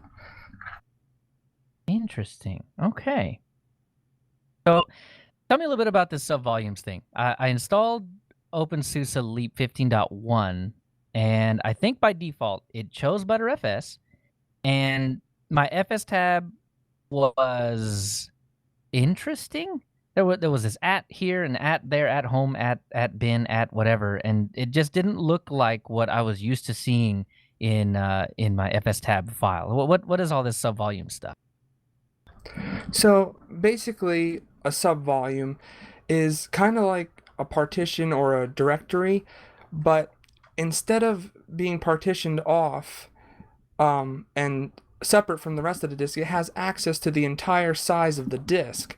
So all of your subvolumes that like at, var, at, bin, at, all that stuff, instead of installing it all into one partition on the root, it makes separate subvolumes. Now this is only on SUSE, they do this by default, so that you have full access to the entire size of the data on your disk, instead of running out possibly at any point in time if you do separate partitions for like your home or your root. If you ever did a separate root partition and you ran out of space, then you have to resize it and everything. Well, this, you never will run out. Well, you might run out of space if you run out of disk, but you won't run out of space in your root because of the partition being too small. That's really cool. So yeah, like there's no more setting boot at 1 gig, and then when you get your 20th kernel update, it's full. Boot will just kind of, it won't grow because it never had a hard limit. It will just, it'll just be as big as it needs to be. Right, and depending on how you set it up, if it's UEFI or if it's the BIOS, in SUSE it still does do partitions, because ButterFS does not support. I'm not sure if it's booting, or no, they support swap, but they don't support the EFI boot. So it does have to make separate partitions for that. But if it wasn't for that, you could literally have your entire disk be ButterFS and have no partitions on it and just all subvolumes. And that is actually how it's supposed to be. Yeah, that's what it looked like to me when I booted it up, because boot was a subvolume. And so a subvolume is the at thing, right? Like in FS tab it says at whatever, and then it tells you where it mounts and everything. That defines a subvolume. Yeah, the @ actually doesn't need to be there because Fedora has never done the @ The reason why the @ is there, I'm not 100%, but I know that SUSE does it and Ubuntu does it. They have the @ and I'm not sure exactly how to do that, but I know TimeShift, if you don't have the @ in front of any of your subvolumes, it will just not recognize them and say this is not a supported way of subvoluming your system. Interesting. Okay. But Ubuntu does that by default, the @ so that's not a worry. Once you install it with ButterFS, it does do the @ for you, so you don't have to worry about that as far as TimeShift goes. Cool. So I guess you would be able to create a subvolume called timeshift and then mount that somewhere in the file system and start doing snapshots. So tell me a little bit more about the snapshot stuff. So snapshots are actually subvolumes in themselves. They're just the same. They have the diffs of all of your files. So every time you make a new snapshot, like you can make 100 snapshots. If you have not changed the size or what's on your disk, it'll be exactly the same size and it won't take up any space. Well, it might take up a tiny bit of space to show you what the snapshot is, but that's about it. It won't actually have to copy over everything like rsync. If you change one thing, it's got to change the entire data set in that area. Very cool. So, if I wanted to make, and I know I'm kind of jumping around here, but if I wanted to make a subvolume, is that fairly easy? Is it about as easy as making a new partition on a disk, or how do you deal with that? Well, there is a few GUIs out there that I have tried. The main one that I use is the SUSE partitioner. They have a subvolume section, but as far as Ubuntu goes, I don't really know of anything that can create subvolumes. I'm sure there's something out there, but as far as creating subvolumes, you have to do it on the command line, as far as I know, for Ubuntu, and it's literally just sudo butterfs subvolume create, and then you put the destination of where you want the subvolume, and then you name the subvolume, and it'll mount it to there, whatever destination is. That doesn't sound any harder, but I mean, you do have to understand how subvolume works and everything. So that's interesting, though. Right, yeah, and it's the same to delete it. You just have to, subvolume delete or butterfs subvolume delete option, whatever the option might be, and then the name of the subvolume, and then it'll just delete that subvolume. Cool. I mean, because TimeShift deals with ButterFS, it's sounding more and more attractive to me, because the way that TimeShift works is it's just an rsync if you leave it at default, and it kind of does the same thing where it takes a really rudimentary diff of what's going on and only backs up the new stuff. So subsequent backups in TimeShift are smaller than the original, unless you make huge changes on your disk. But it sounds like that's native to ButterFS and not like just not an afterthought. rsync kind of seems like, oh, we had all these copy tools, but now we need to be able to do this kind of backup thing without having to back up everything all over again. And so rsync was kind of an afterthought with these file systems. But with ButterFS, it's baked into ButterFS. So the reason that you want ButterFS, or at least some of it, is that there's a lot of thought that's gone into why, what a file system should be responsible for. So this is really Right, cool. right. I really feel like I'm learning a lot. Huh. I dig Yeah, this. and as far as the timeshift goes versus the rsync versus the butterfs, rsync, depending on how much data you have, may take hours, and Yeah, it can. the snapshot for butterfs will take seconds. No way. Okay. Man, you're selling me on this. Yeah, I love it. And the restore, I have never had an issue restoring from it, but what you do is you go into timeshift, you click on the snapshot you want, you press restore, and the screen will turn gray because it doesn't want you to screw around with anything while it's restoring, and it'll go through its process almost like a terminal window, but it's all gray. And then once that's complete, you can reboot, and once you reboot, you're right into your system, that whatever that snapshot was before.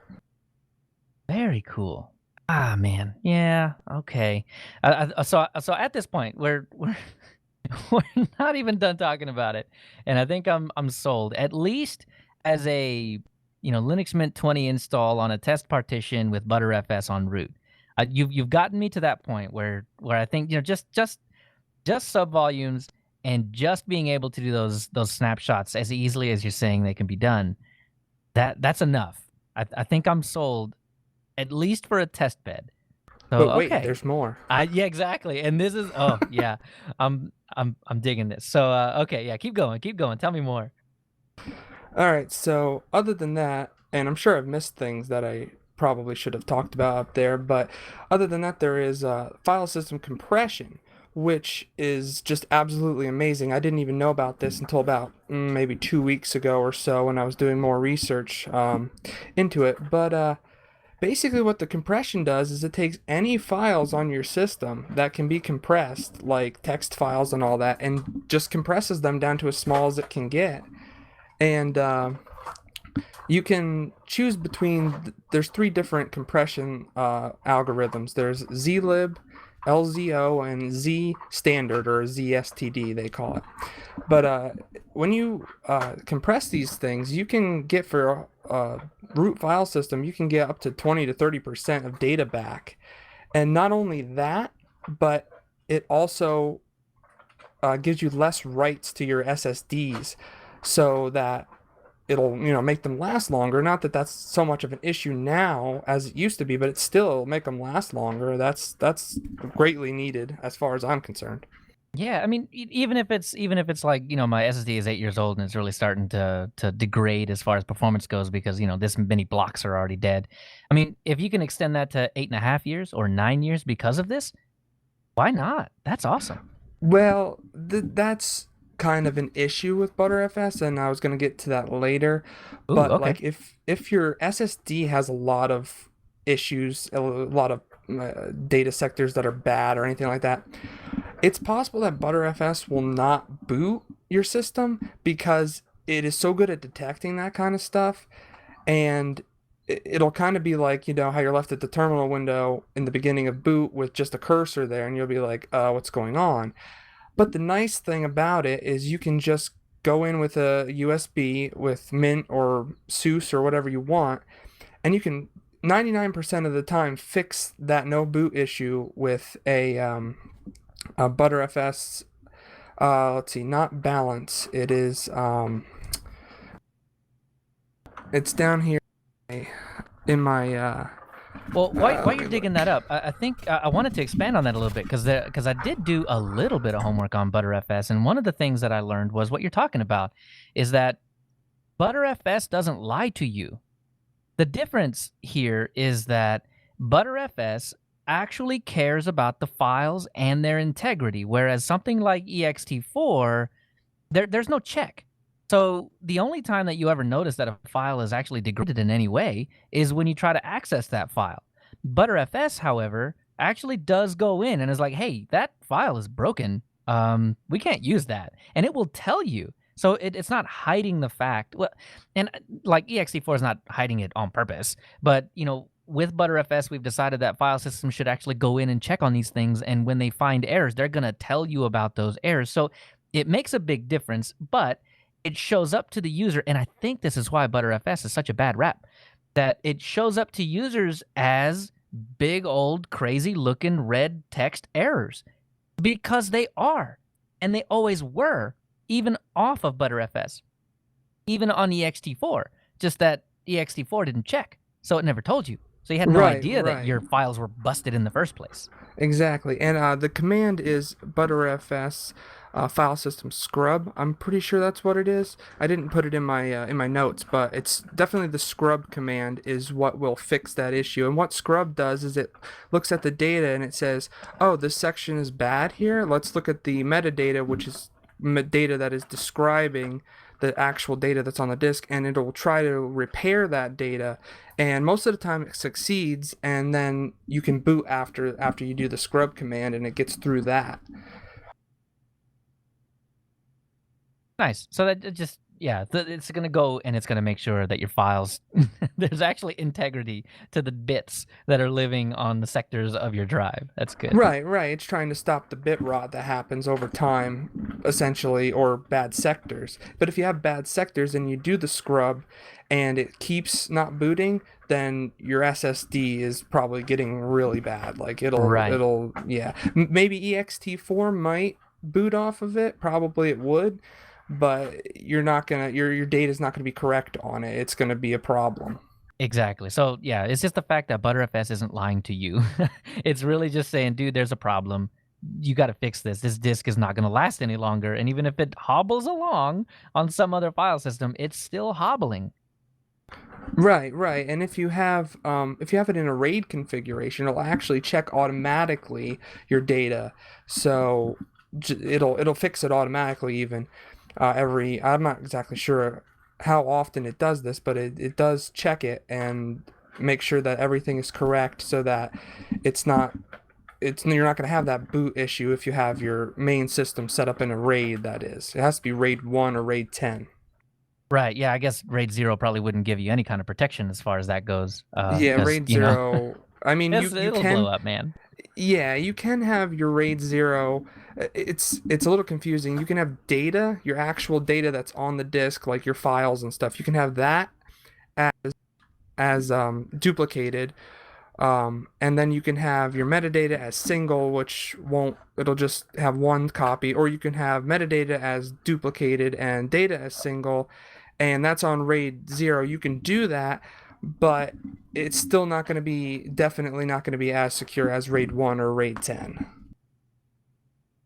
Yeah, I fell in love with RAID 10 before I stopped doing RAID 10 is server the best. storage. Yeah, it just cost you twice as much, but it's so fast, and you get that little peace of mind that disk fails, it's okay as long as I have another disk, and it'll be okay. Hopefully, 3 more disks don't fail during the rebuild or something. Yeah, that's the problem. That's about it. But it's a lot faster than RAID 5 or 6. RAID 5 or 6, depending on how many disks you have, can take days to rebuild. Yeah, and I'm coming from spinning disks, so yeah, days is not a joke. That is true. Yeah, I pretty much use spinning disks in all my servers because money. Exactly. SSDs are getting cheaper and cheaper, though. I did see a 1 terabyte SSD for like $75, and that's hardly any more expensive than Western Digital Greens. And man, I would never put that in a server. The seek times would take forever, man. Like, it would always go to sleep. My friend, the only disk that I have ever known to fail in any of my friends is a Western Digital Green, and yeah, never would buy one ever. Yeah, they're not meant to be used, roughly. They park all the time. They're just meant for archival type storage stuff that you hit maybe once or twice a day or something like that. Yeah, and he used it for gaming, so yeah. Oh, yeah. Tiny little files all the time. Yeah, that green's going to wear out. So, okay. So it's got, I see that you've got down here SSD Awareness. So I think most distributions are pretty good about the fact that it'll add the trim options in your FSTab file, but so here it's ButterFS just knows and it can handle that. Right. And whenever you create a ButterFS file system on an SSD that is just a single drive, it will always only do single data to not put as many writes down as possible. But if you have it configured in a RAID 1 or RAID 10, you will be able to do the duplicate data and all that. But definitely with a single disk, it wants to stop the writes as much as possible to ensure the life of the SSD. Very cool. All right. So when do we want ButterFS? When is this actually going to happen? Because we've been talking about RAID a little bit, so that kind of implies that you might be doing a server, or you care about your data, or you want some speed or something like that. But so when are some really good times to use ButterFS? Definitely for a root file system for your main disk in your computer. That is I would say it's almost necessary now because in Linux you don't get as many broken packages and all that as you would for other stuff. But if you're doing any kind of experimental stuff with Linux, if you have ButterFS, you can just go right back to even the beginning when you first set up the system with time shift or with SUSE. You can do it with the partitioner, and yeah, I mean it's just definitely necessary for root file system. Definitely for redundant data storage, any kind of NAS system, you want ButterFS because it's going to keep all your data, secure and correct, not, to give up any kind of bits to flip or anything like that. Definitely for SSDs because you can do the compression and then it, doesn't do the duplicate data to keep the writes down. And I mean, for most cases, ButterFS is definitely the go-to file system that you should be using. Okay. Well, so I just installed Linux Mint 20 on my desktop, and I noticed that ButterFS was available. I wonder if I can convince myself to just redo it all. But Now, on what do you ButterFS, mean it's just to see. available? Do you mean it's like, is it in the installer right out in front, or do you have to Yeah. search for it a little bit? Really? Well, I mean, no. It's not a radio button. You got to go into the custom partitioner, and when you say, all right, I want root here or something like that, ButterFS is an option on every partition or whatever that you create. Now, the thing that I'm going to have to spend a lot of time on is figuring out. I mean, ButterFS seems to do the whole subvolume thing, and I wouldn't want to kind of hamstring myself and not get the benefit of that. So I would like to know more about subvolumes a little bit before I did that. But still, it's just sounding like something that I could probably pull off. Yeah, I mean, the Linux Mint installer does the subvolumes for you automatically. It does the at home and the at root, and you have no problems. You basically go into what I've always done, at least. You go into the manual partitioner and you just, create your boot EFI if you're doing UEFI, or boot if you're doing BIOS.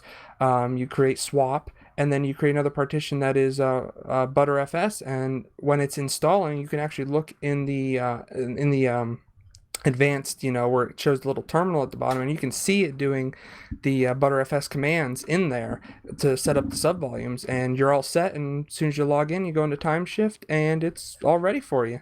Oh man. Okay, you're making it sound easy, and it probably is. It's new to me. I've done it on at least 10, 15 computers in the past week, and I've not had a single issue, even on LMDE4. Okay, now I'm going to pick your brain. So be ready for these questions as they come over the next week or two. I'm definitely going to be asking you something about this. I've got a question, Josh. Yeah. When you have... Okay, how does it deal with partition resizing? That I actually have not tried. We multi-builders need to know. Yeah, that's true. That's true. As far as I would say... I think it might have an issue because it does use all of the, like, let's say you set up the system with 3 partitions, boot, swap, and your ButterFS. It wouldn't know where the blocks are on the system, I don't think, if you wanted to partition it into a smaller, your ButterFS partition, if you wanted to do that into a smaller partition. I don't know if it would know that or not. I haven't actually tried that, but I will definitely get to that sometime this week and let you know. As I said, and as you participated with me in doing so, we had an issue with getting it installed on a multi-boot system. And I was wondering what would happen if I installed OpenSUSE first and then made partitions to put my other stuff back on. Right. If you use the whole disk for it, I don't know. But if you set up partitions as in the beginning, it wouldn't have a problem because you can do it in partitions and just have that one partition be ButterFS and the rest ext4 if you wanted, and it won't bother the other partitions. But yeah, if you do a one big, ButterFS partition, I'm not sure about the resizing exactly. I know it does say it's good at resizing in the ButterFS wiki, but I'm not sure. I have never tried it, so I don't want to recommend anything to you just as of yet. Well, it sounds interesting nonetheless. I'm sure there's got to be a way to do it. There's no way. There's got to be. I haven't tested it, but there's definitely has to be. Cool. So that might be a potential issue with ButterFS, maybe, but surely there's a way. What are some other issues that you run into?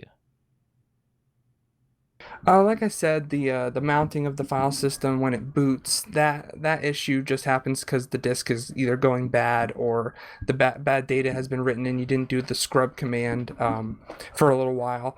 Because if you have it in single instead of double, the scrub command you need to do that to actually fix the data because it won't do it automatically if you don't have it in RAID 1 or RAID 10. And I mean, I've tested it with power loss, but some people say depending on what you're doing with it, it may cause file system corruption. I have not experienced that, but I know Chris LAS on Linux Unplugged. He was doing a conversion. Oh yeah, that's one thing you can do. You can convert ext4 to Btrfs within Btrfs. It's actually a function in it. But he was doing it over SSH, and he forgot to, do a Termux session, and it crashed, and then it just borked his whole system. He had to redo it because it crashed right in the middle of that conversion. Ouch. Well, yeah, I mean, when you're doing really important operations, though, I mean, you kind of got to cut it some slack. It's in the middle of something. It was to a Raspberry Pi, so yeah, that's why he had to do it that way. Oh, yeah.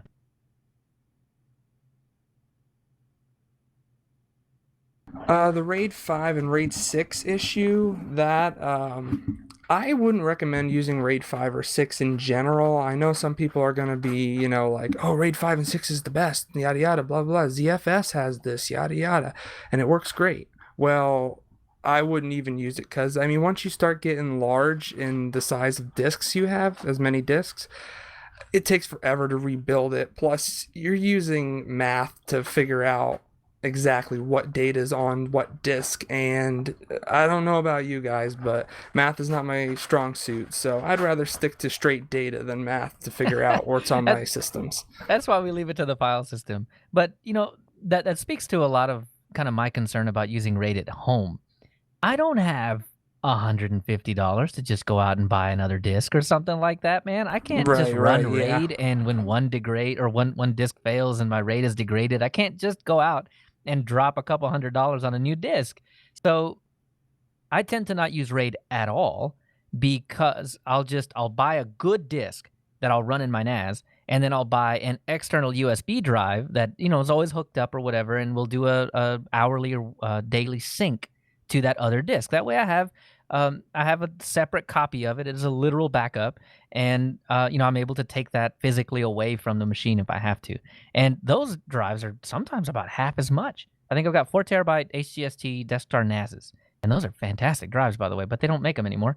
Or I think Western Digital bought them or something. But anyway, and then I have these little 4 terabyte Seagate spinning USB drives that aren't fast. I don't care about them, and they easily shove into my fireproof safe if I need them to be there. So yeah, I can't do RAID because I can't afford it. Yeah, I know. I've been having that issue as well. And actually, I forgot to mention earlier, Moss and Fuzzy from the Telegram group. I bought some discs from Moss. He had some extra ones, and I bought them from him. And I also got some from Fuzzy. He gave me them for free because he was doing the whole converting the PCs or the laptops over to SSDs. Nice. And so I have a bunch of disks to add to my servers. 3 of them are HGST 500s. Yeah, that was why I really wanted them. I was like, heck yeah. Nice. But well, the nice thing about Btrfs 2 is you don't really have to plan out your RAID at all. Like, you can literally be like, oh, I have one disk in my system. Oh, hey, here's this disk over here. Let me just add it. You plop it in, you add it to the RAID, and it's done. It doesn't even have to be the same size. Get out of here. Okay, hold on. This is a big reason that I didn't want to go to ZFS in the first place, because if I get myself wrapped up in ZFS, and you can't just do that. You can't just, oh, look, I've got a 2 terabyte drive that I want to add to this volume or something. You can't do that, or at least not easily. Yep, you can do that with Btrfs. I actually, in my main server at home, which is currently not running because of issues, but that's my problem, it has a 1 terabyte disk, a 750 gigabyte disk and a 320, and I have them all set up in a RAID. Let's see, RAID 1, yeah. So it looks like 1 terabytes are in a RAID 1, but it's actually 3 disks. Interesting. Okay, we got Computer Kid saying that you can do it. So I need to look into it a little bit more. But I don't know. I've seen post after post after, and but that's the thing, I guess. You have to plan it out. You have to know, months in advance that you're just going to randomly pick up a 1 terabyte drive and just throw it in there or something. Right, exactly. For So- ZFS, definitely. That is an issue. Yeah, so I don't know. I'll have to dig some more into it to kind of figure out what the stipulations to that really is. But I mean, if ButterFS, you can just, oh, hey, I got this at a thrift shop, and I just want to see what happens if I throw it into the RAID, and you can just do it. Then I Yep. mean, that is a really good feature to have because, like I said, in my situation, I just can't go buy those discs. So having that flexibility is important. That's right, cool. and I've been ripping drives from all sorts of laptops that people have given me for a long time, so I have a lot of discs to mess around with.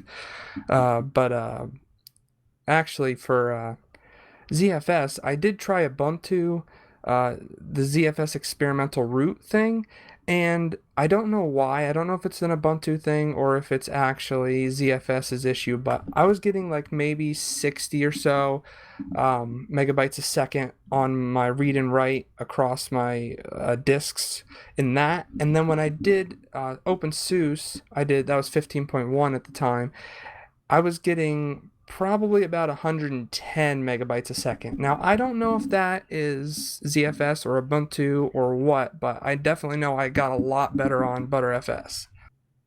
Very cool.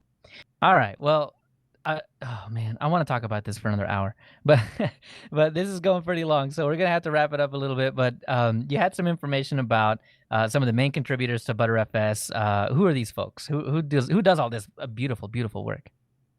Yeah, so Facebook is one of the main contributors, and the reason why I listed them so highly is because I don't use them, I don't like them that much, but they actually buy SSDs that are like laptop SSDs, like the cheapest ones they can buy, and they throw them in their servers to use with ButterFS. So ButterFS is being tested on laptop disks, and that is why I trust it so much now, because as soon as I found that out, I was like, oh yeah, I'm definitely throwing this on every laptop I got, because I'm like, this is definitely tested very very highly in Facebook.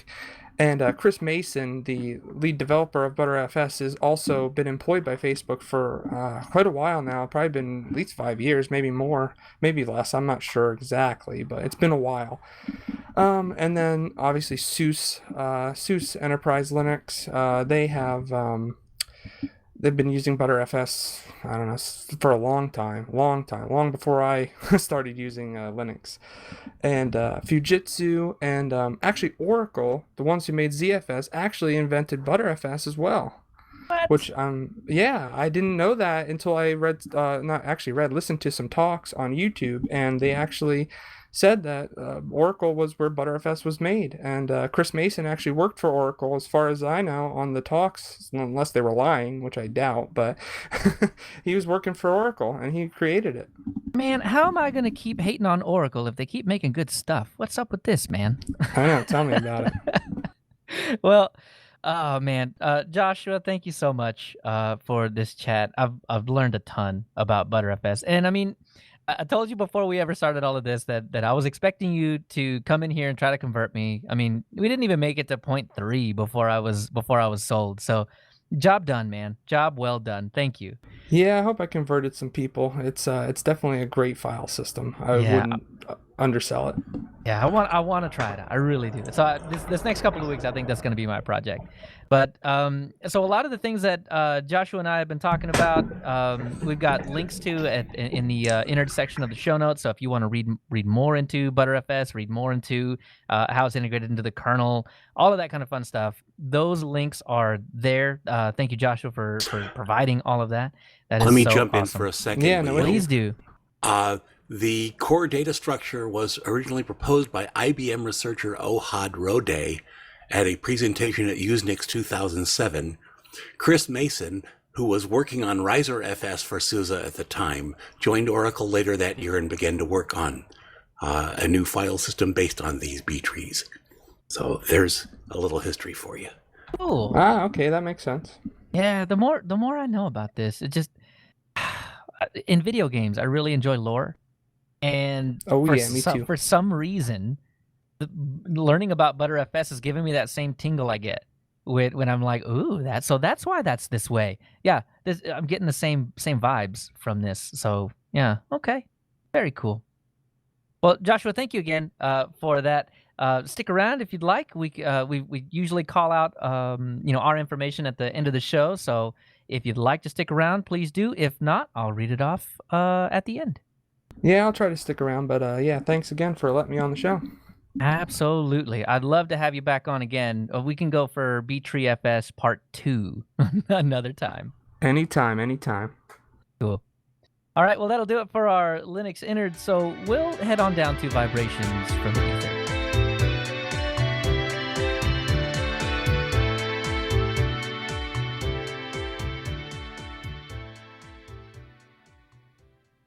All right, so we've got quite a few emails, a lot of regulars, but I think they're just really interesting conversations. So, Joe, you wanted to take this very first one, so take it away. All right, we got an email from Brad Alexander. Now, this isn't necessarily for the show, it's more of a personal thing. I'm wondering, since some of you game, Leo and Joe both do, if you might have some sage advice. I'm not a huge gamer, which is why it doesn't make sense for me to run a Windows box. I have 2 games on my desktop machine, StarCraft Brood War and Cold Waters, a submarine game. Well, I found a 3rd game I want to try, and thus far I have had 0 luck getting it to run, and I am hoping one of you gamers have some advice for me. So a while back, I bought Homeworld Remastered Collection from Good Old Games. It rated silver on WineHQ, so it should run. I attempted to run it on Wine on FreeBSD and failed. I got it to the point where I could get the main menu, but then it can't find any of the games. And if I try to wine any of the binaries, it tells me OpenGL not found. So I bought it on Steam and tried to set up Steam on FreeBSD's Linuxator. However, I tried setting it up and the Steam client does not start. I was just wondering if you boys might have suggestions. Thanks, P. And then from Brad the next day. Okay, updated information. I tried setting up Steam on my Devon work laptop. The client is installed, but when I open the Steam client, I can see Homeworld Remastered Collection in my library. But when I click the install button, nothing happens. I bought HWRC and the Homeworld 1 and 2 soundtracks. If I go into the store and search for Homeworld, the Remastered Collection and the 2 soundtrack DLCs are listed as in library. However, under the library tab, I can see HWRC in the Play Next section and the All Games section. If I click on either, I go to the page, but the install button is non-functional. Next to it, it says available for Windows and Apple. But I thought Proton on Steam Client allowed you to play Windows games. Also, I am unable to download the DLCs. They don't appear on the library page. How do I download them through Steam? Thanks, B. Okay, now, I do think I know what the situation here is, and there are 2 possible solutions that come to mind. Now, the first is you need to not only have Proton turned on, you need to have the beta for Proton turned on. Proton, the normal Proton, it just works for the games that are verified through Steam. If you have the beta for Proton turned on, it will allow you to play, well, it'll allow you to install any Windows game. They won't necessarily play. So in order to do that, you have to open up Steam, go to Settings, go to Steam Play, and then there should be 2 checkboxes there. The Steam Play settings and then the advanced. And then you can choose your version of Proton from there. Just go with the most recent one at first and see if that works. You might have to restart Steam twice. The first time when you turn on Steam Play, and then the second time when you turn on the beta. And that should hopefully work. And if not, then your best bet is to actually go with Lutris. And you can either do the Lutris Steam with specific settings for the game that you want, or you can, since you got it also from Good Old Games, you can just do it with the GOG file. I think so Lutris is a good solution for Dev 1 because that is Linux, but there is another one for BSDs called Homura. And it just aims to be Lutris for the BSDs. So HOMURA. I'll throw a link in the show notes for that one. Right. Now, and I'm also not sure on the BSD on how Steam works on there, but I assume it's the same. He was saying that he was using the Linuxolator thingamajig, and that is at least to me, it seems like the preferred way to get Steam installed on a BSD machine, because it's not meant to originally, I guess. So you're kind of like winding it up to get it to work. But yeah, so it didn't seem like that worked for him though, unfortunately. So Dev 1 might be the solution with Lutris.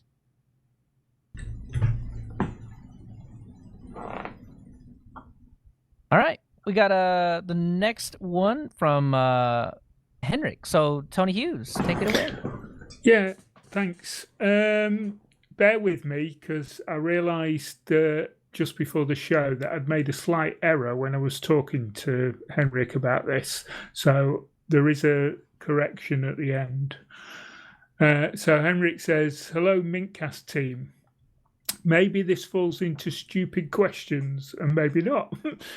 I've done some research about it, but not so hard efforts. So I take it to you, as it can be good timing now with Mint 20 out. Scenario 1. I have multiple distros on the drive. Example, mine with Elementary, Ubuntu Studio, Debian, Mint, and also Windows 10. I have all those for exploring and then in parallel for a while. When I want to get rid of one of the Linux distros, how should I best do that? Both so I free up the space, but also, e.g., that Grub will be up to date. If there's is there a simple method?"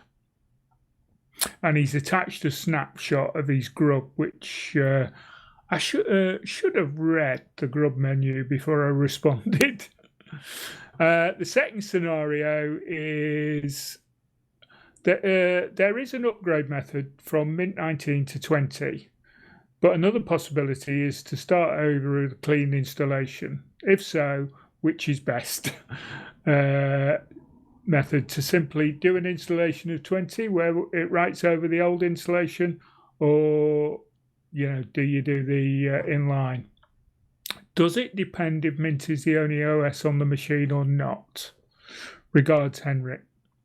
And then he then sent another one. The first scenario, you can manage the partition. I sent Henrik a reply that said, the first scenario, you can manage the partitions in gparted from your main Mint 19.3 installation, which I realized later is an error, and I'll come to that in a minute.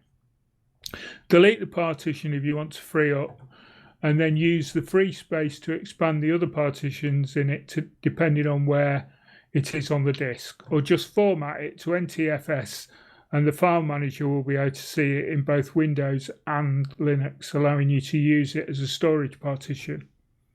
Then again from Mint, use Grub Customizer to refresh Grub with just the distros you have left. As for the second, it's personal preference. I've used both methods, but generally on my main box, I will be doing an inline update after a little while. After hearing a couple of things last night, I might change my view on that. In fact, I got a prompt that it was available to do today, but it's a little early for me to do it just yet. But I've not had any issues with this in the past with Mint 19, and I did all the point updates this way. I also have Mint 20 Mate on a separate drive in the Icy Docs, so I can use it if needed. If you have all your data on a separate home partition or an external drive, then a fresh install may be the way to go, as you will not have any issues with leftover bits of applications still on the system.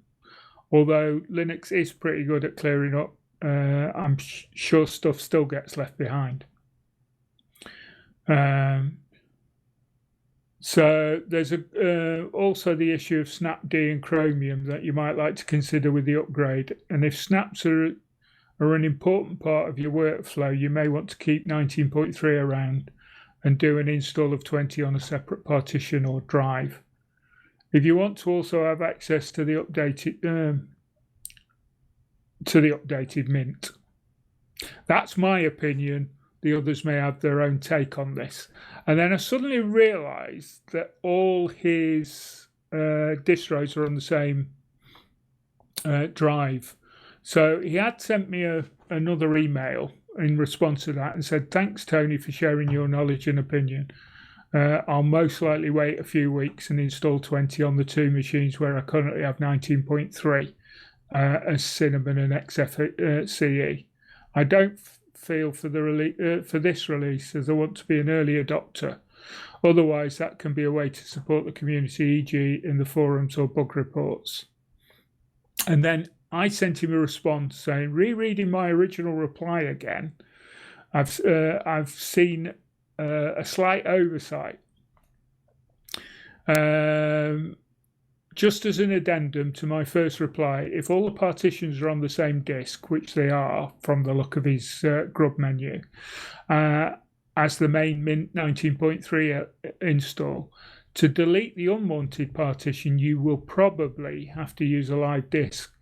Make sure the grub boot is not in the section of the partition that you want to delete, or that you will end up with an unbootable system. If boot grub is in the Mint 19.3 partition, you may be able to just unmount the unwanted partition in gparted while in the OS and do what I originally said. I forgot not everyone uses separate drives for each install, as I do, forgot about this issue. So has anyone else got any kind of thoughts on this? If all he really wants is to just get rid of one, because it kind of read to me that he wanted to get rid of it and then like reclaim the space. Yeah. Is that okay? Then I mean, yeah, I think your gparted thing is spot on, right? I mean, you log into one of the ones that you want to keep, fire up gparted, get rid of that partition, and then you want to do like a sudo update grub, right? And then it'll, because it doesn't find that grub entry, it'll just knock it off the list. Or use grub customizer, like I said. True. Exactly. Yeah, exactly. Okay. So yeah, I mean that's really kind of my 2 cents on it. I mean, sounded pretty straightforward to me. I think maybe there's something I'm missing. No one else has got any comments? No. Who wants Come on, Moss. I know you know. Josh and I are chatting in the background, so I can't really think too hard on two things at the same Okay. time. No worries. That's fine. Okay. Over to you, Leo. All right. So, okay. This is kind of a funny one because I remember seeing Benjamin's name in the last show, but the way that we do our show notes, we take out the guts of what was said. So I totally don't know if we covered this last episode, and I was way too lazy to go back and check. So, you know what? If we cover it twice, we cover it twice. It's actually pretty important. So he's right here. Benjamin Moser writes in, just before listening to mintCast, I listened to the Ubuntu podcast. They mentioned on there that the standard Ubuntu LTS users aren't prompted to move between LTS versions until the first point release comes out. Users of 1804 will be prompted to update when 2004.1 comes out. Just an FYI. So I wrote back. I can't remember if we covered this or not, but that lines up with my experience from Ubuntu 16.04 to 18.04. I ultimately just did a clean install anyway, but it did show up, which was cool. And then as an addition, Linux Mint upgrade, their upgrade from 19 to 20 is available right now. So as Tony said, though, you might want to just give it some time for the little, the things that fall through the cracks get settled up, and you won't have weird Bluetooth issues like I'm having. Yeah, just to kind of expand it, because I was talking about doing a clean install. Have you guys ever actually seen the .configure folder in your home folder? Let me jump in here and It's say gross, man. the Linux Okay. Mint upgrade is from 19.3 to 20. You can't go from 19 to 20. You are correct. Yeah, 19.3. Actually, let me put that in there. .3. So. And I also recently attempted a upgrade from Ubuntu 16 to 18, and it borked everything. Ew, sorry. Yeah, well, I was actually going to do that with my web server because it's still on 16. But that was the there was something really big in it that I was afraid to do the upgrade for. I can't remember why, but I'm going to take a snapshot in DigitalOcean and then just YOLO upgrade and just see what happens. If it blows up, I'll snapshot back. But I mean, it's scary though. It's scary. Yeah. Just going back to the Ubuntu thing, when I was on Ubuntu back in the day, I always used to wait until the point release before deciding whether to upgrade. Even if I was doing a clean install, I'd grab the updated point release ISO and use that, because then they find out any bugs as far as they've had a few months to get rid of any minor issues that were even though it's a stable release. Yeah, they'll have got rid of any minor issues. Right, and I think on top of that, if you start your journey into Ubuntu on the 0.1 release, you're automatically opted into the hardware enablement. Now that's on the older style. I don't remember if it was .1 or .2, but I mean at this point it's irrelevant, because if you're going to 2004, you're already opted into the hardware enablement now. So you're going to get the new kernels. What that means is you'll get the new kernels and the new Mesa and graphic stack and all that stuff just automatically, which is good unless you don't want it, in which case you're going to have to actually it's opt out instead of opt in now. So yeah, just be aware. It's coming, man. The new goodies, kernel-wise, they're coming. So the next email was from Jim Daldry, and he said, he starts out, because this is kind of just coming off of what we're talking about in a lot of these shows, what's your workflow, that we've been asking a lot of the community members. And he says, when we refer to workflow, I have to preface the term with the idea that I'm retired and the computer is the most glorious toy ever invented. That being said, I've been using first Barrel, then Compass Fusion. A man after my own heart, Jim. You're awesome. On my computers for more than 13 years, and it's permanently ground into my muscle memory. As an aside, Control-Alt-Left and Control-Alt-Right are GNOME conventions. I don't know if they work on XFCE or Cinnamon, but they probably work the same way. Of course, they work on Mate. Sorry, Moss. They do work on Cinnamon. Yes, and that's actually part of my email too. So he goes, when I am developing a project for the microchip PIC microcontroller, I have to deal with the fact that they have a bunch of people writing header files for each specific chip. As a result, there are at least 4 non-interchangeable ways of addressing individual pins on a microcontroller. You have to use the right one, or the XC8 compiler processor can't understand what you're saying. To write a program, you open up the IDE on one desktop, the XC8 compiler manual on the next, the hardware datasheet for the chip you are using on the next, the header file for the chip on the next, and a web browser on desktop 5. Sometimes a file manager on desktop 6 to bring up code snippets used on previous projects. So I do a lot of page flipping between desktops. I don't even have to look where my fingers are. My only gremlin is that Mate has Control-Alt-0 configured as make whatever is on the desktop disappear. One of the first things that I kill on a fresh install is that. That way, old fumble fingers doesn't strike again. Enough for now. Keep upwind of the maskless crazies. I respond, thanks for sharing your workflow. Control-Alt-Left and right do indeed work in Cinnamon, though I can't say I use it much. Your muscle memory is impressive. Moss and Tony may know a little about the Control-Alt-0 misses. But what kinds of projects do you do for the microchip PIC? That sounds really interesting. And I will say, he did just email me. So on the fly, hang on, let me see if I can pull this up real quick. Here we go. While you're doing that, I would love to comment that if dumb wasn't free, we wouldn't have so much of it. Yeah.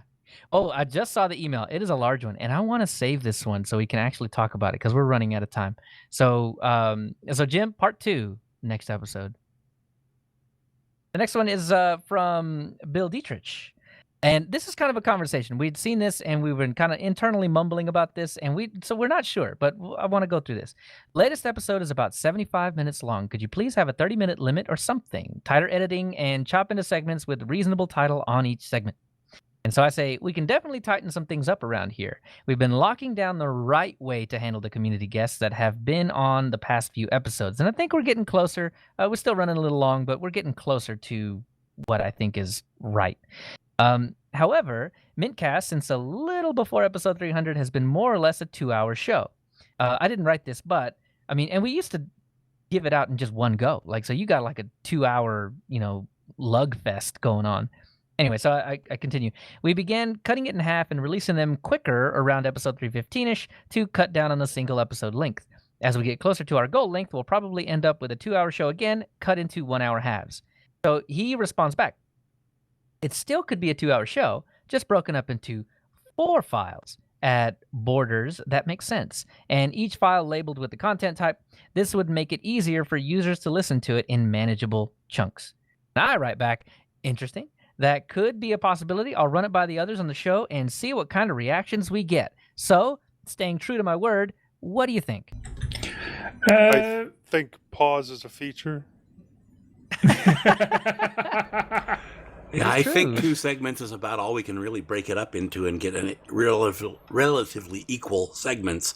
I think we don't want a show of just us and our biweekly wanderings.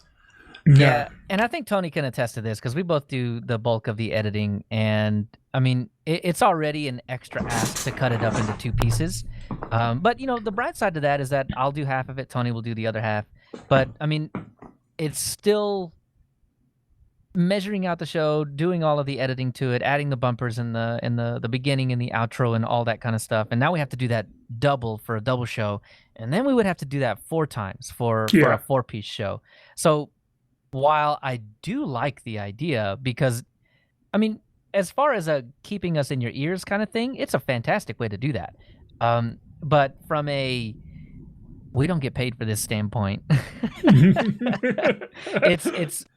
I think 4 is probably too many. But Yeah. to the point, I think we can shorten it up a little bit. I think we're doing a good job of getting there. Go ahead, Joe. Yeah, the splitting it up into 4, I don't think it's really a feasible idea because mostly we want to stick to that 1 week, 1 release schedule, which is what we have now. Yes, we're recording once every 2 weeks, but we do have a show coming out every week. If we start doing more than that, I think it could be an issue for some listeners. I know some shows do have their listener feedback as a separate show, and we could maybe split that off, but again, that'd be 3 shows, and when do we release? Yeah, that might not be a bad idea. Maybe we could do 3 with feedback. Well, it depends on the feedback. What if we don't have any feedback? I guess we just don't have a show. Maybe. I don't know. But, and I lost the thought. I was thinking about something. When have we ever not had feedback? That's true. Actually, okay, you know what? If we're going to do three bits, we're going to need Bill to email in at least twice every show. And don't forget John Wallace. Coming up soon. Exactly. Coming up next. Man. Okay. So, I think if we did split off the feedback, it would be one of the 2 weekly one of the fortnightly shows, because otherwise it just makes it very difficult. Yeah. Oh, I know what I was going to say. Okay, go ahead, Leo. Sorry, just so I don't lose it again. What I can do for you though, Bill, is when we release the show, because it's a couple days after we record it that we edited it. What I can do maybe is give you timestamps.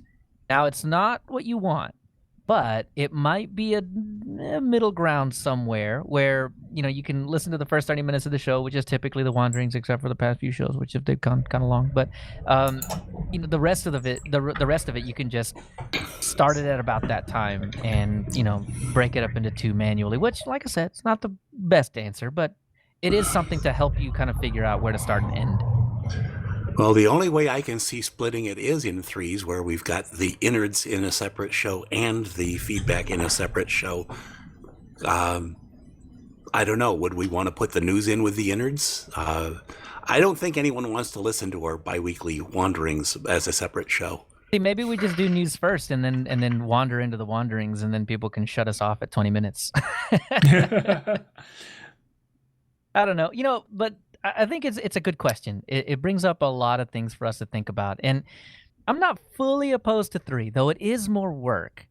We could do the feedback. Now, here's the thing about the feedback. If we continue to get the same amount of feedback that we've been getting, I think it's feasible. If we don't, then probably not. But I think it fully depends on how much feedback we get. So if y'all start writing in, those of you that are listening, yeah, I'm talking to you. If you write in with questions, comments, tell us the show is good, tell us the show is bad, tell us what you want us to change, just like Bill did here. Just stuff for us to just kind of, a phrase around here, chew the cud on, right? Just waste some time and talk about things and just how things are going to, kind of work itself out. Give us some content, and I'll consider sitting down and doing a third edit. There we go. Try that. All right. So unless there are other comments on that? All right. We'll move on to our quick John Wallace saga, episode X+1. So John writes in, hello. An upgrade has been released to the Linus Audit tool. I've noticed some new test results and the disappearance of the status message regarding ARPWatch and ARPON. Regarding the latter, I can only conjecture that the previous version of Linus had a bug that was giving a false positive. I don't know if it's just to kind of intermission here. That's a really egregious bug if that's what's showing up. I mean, ARPWatch is a lot of work. It's a lot of work, man. I wrote like a thing, man. It was a whole thing. Anyway, it's fine. It's no big deal. But yeah, so he says, I would appreciate it if you could help with the following, please. 1 existing test result and a new one. The existing one is the error is basically disabled drivers like USB storage when not used to prevent unauthorized storage or data theft. You know what you can do with this, and I'm not really. The first thing that popped into my mind was, just unload the USB kernel module. Then nothing works over USB, man. That solves the problem real fast. So certainly there has got to be USB storage module, like kernel modules. And I think that might be the easiest way to just modprobe-r that module. I can't remember what it's called, because there's a USB HID one for like mice and stuff. So I know there's probably got to be one for storage, and that might be what we wanted to do. And just because you had said I had grappled with USB guard, easy enough to install and get running, but I would need to be able to configure working access for my timeshift backups to a USB hard drive. So, even the kernel module thing would be a really hard ask then, because it seems like most of these things are just like, do you want storage or do you not want storage? And so that's a really difficult thing to do. Yeah, I mean, you either blacklist it or you don't. And if there's, the mod probe thing might actually be the way to go about it, because if there is a module to unload when you don't want to use USB, and then you just load it back up for the couple hours that you leave your USB drive plugged into your machine, then that might be the way to do it. Just have a script, you double click it. If module is loaded, unload it. If module is unloaded, load it. That way you just double click the thing over and over and over again. If it's not working, unplug it, double click the script, plug it back in, poof, there it is. So that might be an easy way to get about that, but I don't know. Still a tough ask one way or the other. Now, I will say that my personal opinion on this is you've really got to be in a high stakes situation where you're thinking that someone might be able to steal data from a USB drive. If you're in a super public place and people have physical access to your machine, then yeah, this is something that you want to consider. So what I would say then is when you have the module script thing that I'm talking about ready, and I can help you write that if you want. But if that is your situation where sometimes you're in public and sometimes you're not, just when you're getting ready to leave the house, pop open your laptop, double click the script, unload the module, walk out of your house. When you come back to your house after you've left the public area, double click the script again so USB is available to you again. That might be the easiest way to deal with that. But yeah, it's a more manual way to do it. And USB Guard might actually have features that I don't know about. It might actually have that built into it, which would probably be way easier to do. But anyway, the other one is consider disabling unused kernel modules. This one is hard because what you have to do is figure out exactly what you use. and exactly what you do not. The easy way to do this is if you do, I think it's LSMod, it will show you a list of all the modules that are listed on your machine, and if it has a 0 to the right, then it will it'll show you that, and that just means that the module is probably unused. And then at that point, you can just unload it, right? I mean, but you'll have to do kind of a baseline. When you boot up your machine, what modules are running? And then an hour in, what modules are running? And then another hour, what modules are running? And you're going to have to actually do that to generate what will become your baseline. And then any of the modules that are used, you don't want to unload them. But all the other ones, just you can leave them unloaded or unload them. That also makes for a bit more work if you ever change anything on your system. You buy a new toy, and you're gonna have to play that module hopscotch game again and try and figure out what module to load, because you're working from a black list, not a white list, right? So it's a tall order in the first place. There's a lot of work involved in doing that, but I mean, it's certainly doable. You just got to dedicate the time to doing it. So anyhow, he says later on, his wife gave him a copy of Mastering Linux Shell Scripting. And so there you go. Use that book to write that mod probe script. And that'll take care of you there. I can help out if you want. And he says, for our wedding anniversary last week. And by the way, congratulations. I will be upgrading my laptop a number of weeks before updating my wife's to Ulyana, learning about issues. Otherwise, if I should wreck my wife's laptop through an upgrade glitch, we will not reach our next anniversary. But I will say he gave us a part 2 and said that he ended up upgrading to Linux Mint 20, and the upgrade has brought back some issues that he had previously resolved, and has some new ones. And this is all those kernel modules. So because you're having to play that game anyway, I mean, this is going to kind of overlap with the last one. These are he's saying that there are a bunch of services that start up with the system that are just they are being marked as unsafe by Linus. Now, there was one that came up, the Avahi daemon. Yeah, totally. Yeah, that one, just unload it. That's fine. And you do that with a system control disable command. And then if you don't want other services actually turning it back on for you automatically or something like that, you can do system control mask and then that service name. And basically that will prevent it from ever turning on. Now, the thing about this is you're going to have to play with it. Your use case is your use case. And so what the easiest way to deal with this is just to turn off the service and see if anything breaks. And if nothing breaks, just leave it off. But do it one at a time. You got to go through it scientifically. Otherwise, you turn off 5 and you're like, okay, well, which one was it that broke my mouse? I don't know. And then you have to go back through all those 5. So one at a time, reboot your machine a couple times, mask it, and reboot your machine a couple times and see if anything breaks. If it does, turn that one back on.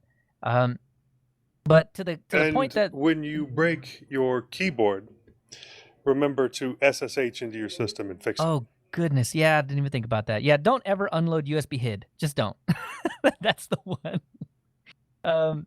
Anyway, and the fact that they're being marked unsafe. This is tough because I think Linus is going overboard a lot in a lot of these cases, like the accounts daemon service and the ACPID service. I think they're unsafe in some scenarios, but not in all scenarios.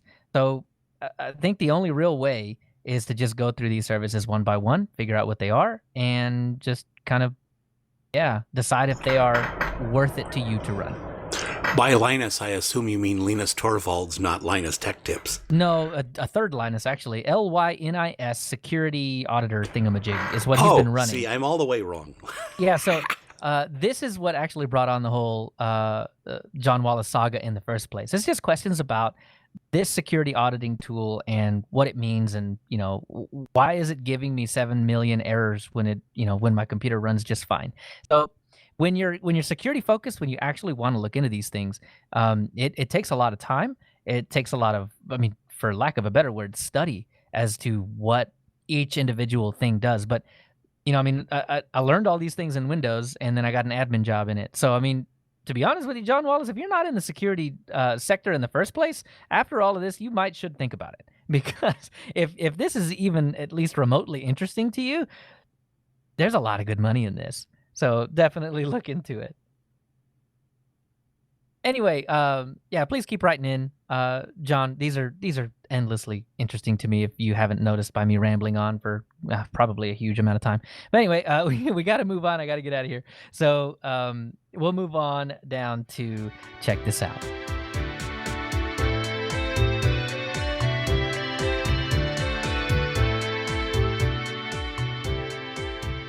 So there's only a couple of things in check this out, and we ran long earlier, so I can't get into it too terribly much. But Warpinator, seriously, it's AirDrop, man. And I don't know if you've ever played with an iPhone, but if you have played with AirDrop, it's got to be and I know I'm gonna get some hate for this, but it doesn't matter.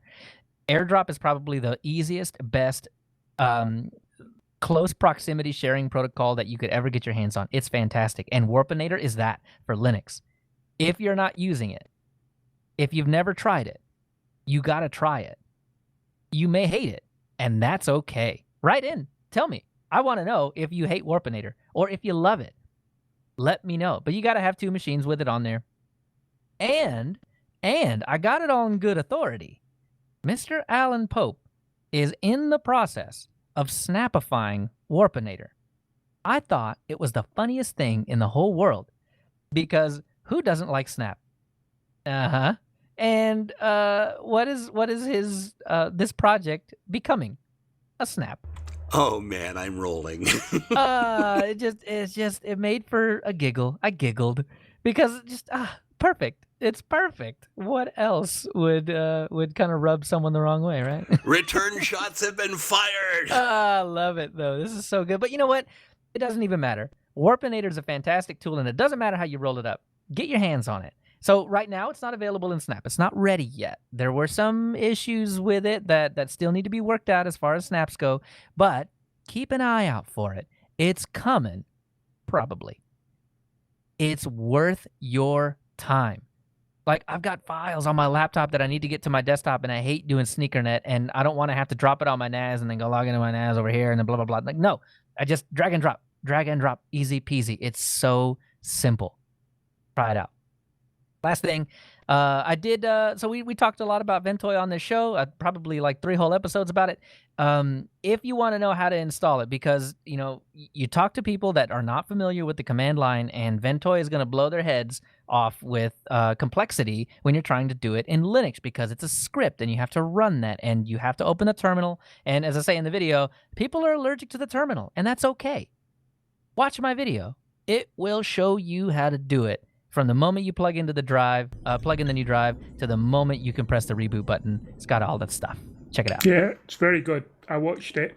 Brilliant. And we have 2 links to the video in our show notes, so thank you. You can't miss it. Yeah, exactly. So And I've tell me what you also got. put a comment on episode 337.5 where Moss talked about it in depth, and I put a comment with a link in it there as well. Yay, thank you.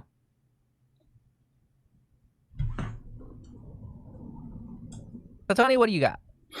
Yeah, this is not Linux related at all. It's just someone from my church sent me a Creative Commons poem that is freely available on the internet, and it's just about the current situation with this virus thing. But it's quite nice, and it's about some of the positive things that you might find from what's been going on over the last 3 or 4 months.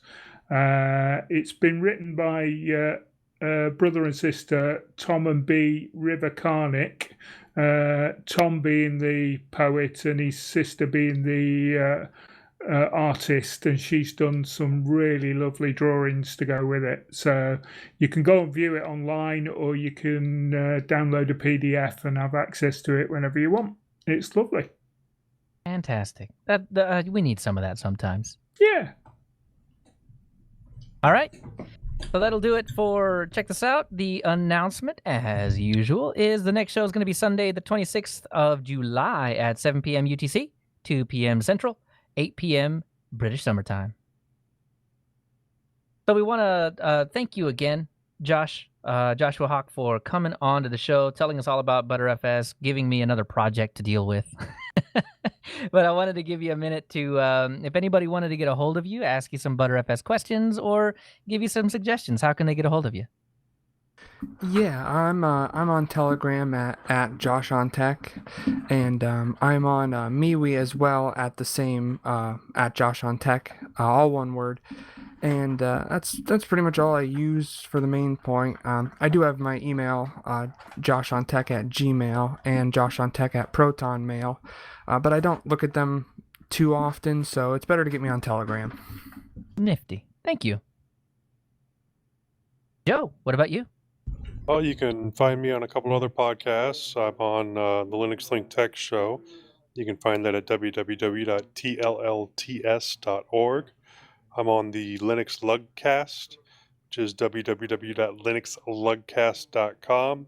You can find me on MeWe, or you can send me an email, jb@mintcast.org, or you can hit me up at the soon-to-be revamped Facebook page for mintCast. Ooh. Die. And Bo's not here this time around, but you can get him at the undercastnetwork.com or ecnradio.com. And Moss. Well, you can find me at Triad Bardic College, Peaceful Hippo. I'm on MeWe. My music's on Bandcamp and my YouTube channel and Robert Warren's YouTube channel. Also over on the hardly working lbry.tv. You can email me at moss@mintcast.org, distrohoppersdigest@gmail.com, and I have a sponsor. Links in the show notes. And Tony Hughes. Yeah, my continuing saga is on Hacker Public Radio. I'm host ID 338. I've been doing the series on my model making or model restoring, and episode 5 will be coming out shortly. You can find me at Distro. You can get hold of me at distrohoppers.digest@gmail.com and th@mintcast.org. I've also got my very, very scarcely used blogspot.com, tony-hughes.blogspot.com, which I am thinking about reviving. Ooh, Okay. Please do. All right. And Tony Watts is not here this go around, but tw@mintcast.org or search him up at Echoes of Savages. Josh, not here either, but josh@mintcast.org, josh@edgyblocks.org, at all_about_code on Twitter. And for me, leochavez.org and at leochavez on Twitter, linuxuserspace.show now. And you can get your 5-minute news digest at Full Circle Weekly News. Moss, I'm doing all of, June, May, something like that. I'm doing a whole month in one go. I'm going to do another whole month in one go, and then I'll be caught up. I will believe it when I hear it. All right, it's coming. But I will promise. be listening. Good. But before we leave, we want to make sure to acknowledge some of the people who make Mintcast possible. Josh for all his work on the website, Bytemark Hosting for hosting mintcast.org and our Mumble server, archive.org for hosting our audio files, HPR for our Mumble backup, Hubstar for our logo, the Linux Mint development team for the fine distro we love to talk about, and of course, Joshua Hawk for coming on to the show. Thanks, Josh. Thanks, Glenn. Thanks, Josh. You're welcome. I hope everyone's audio works. Me too. Because Why I did you forgot forget to. Yeah. I forgot to press record on Ah, Mumble. we have no no. mumble recording. Well, I am turning off my audio as we speak. Okay, well, Josh, be very soft with it. Hit the stop button. And then save it real fast. Okay, I sounds guess great. if we have to, we could do the whole pull it from YouTube again. Yeah, if we have to, we can, but Have we Hello. told Josh how to export the audio? not yet. Let's get him to save it first. Let's make sure we got ourselves a good copy. Thank you, Jojo. Yep, so stop, file, save. Yep, looks like it saved, so that's good. Yes, cool. All right. So then export. I'm going to stop mine now. And you'll go File, Export, and then Export Audio. Now it's going All to right, come up. got that. Okay, it's going to come up and it's going to want to do Wave. That's fine, but we like FLAC because it's a little smaller. So down in the bottom right-hand corner, it says Wave or something or another. Wave Microsoft. Yeah, I whatever. got it. I set it to FLAC already. I got it. Beautiful. I've got mine on level 8, bit depth 24, but the default is fine as well. So. Okay, I'll set it to yours, I guess. Would that be Yeah, okay? go for the highest you can. And in the last little bit, up at the top, Audacity does not change it from Wave to FLAC. So when you make your file name, make sure it ends in .FLAC, not .wave. Got it. I'm doing that right now. Beautiful. Does it need to be capital or a lowercase? However you like.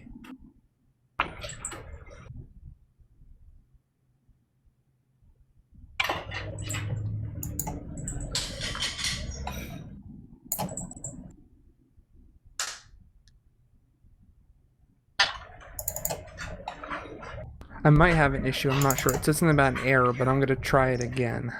Okie dokie.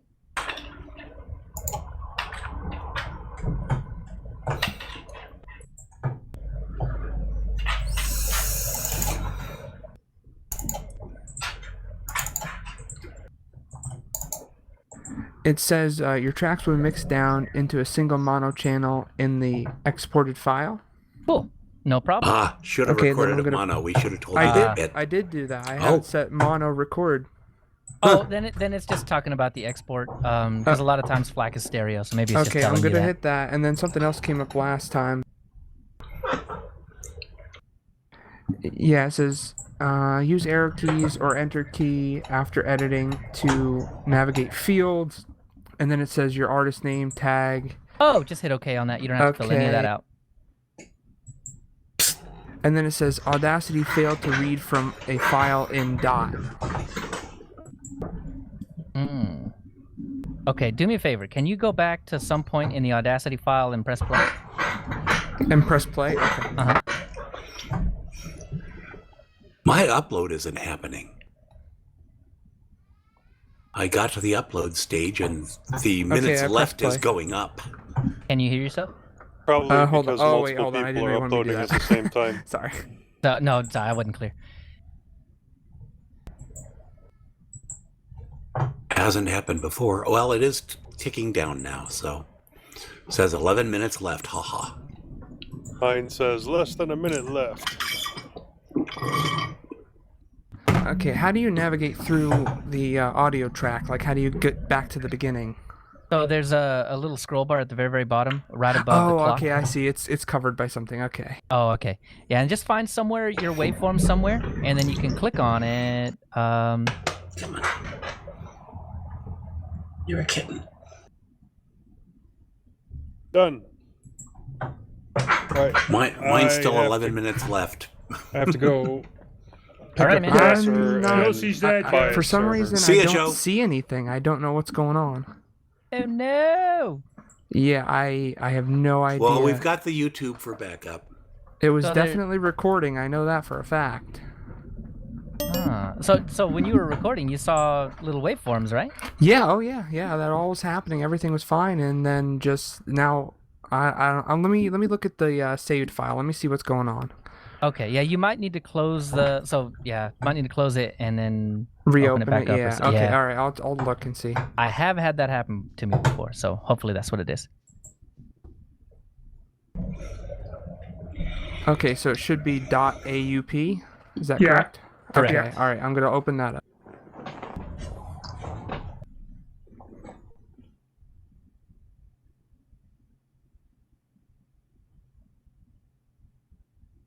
Boy, why is this going so slow? I'm about. Okay. That looks like the 20%. waveforms there. Oh, good! Yay! Yeah. I know. I was like, oh, freaking A, man. Yeah, I know. But the cool thing about that is because you saved it, like right at the very beginning, it'll keep that. Right. Yeah. I totally get why you did that now. Woo, boy, that was close. All right, so do that export again. File, export audio. Black, and then yeah, see what happens.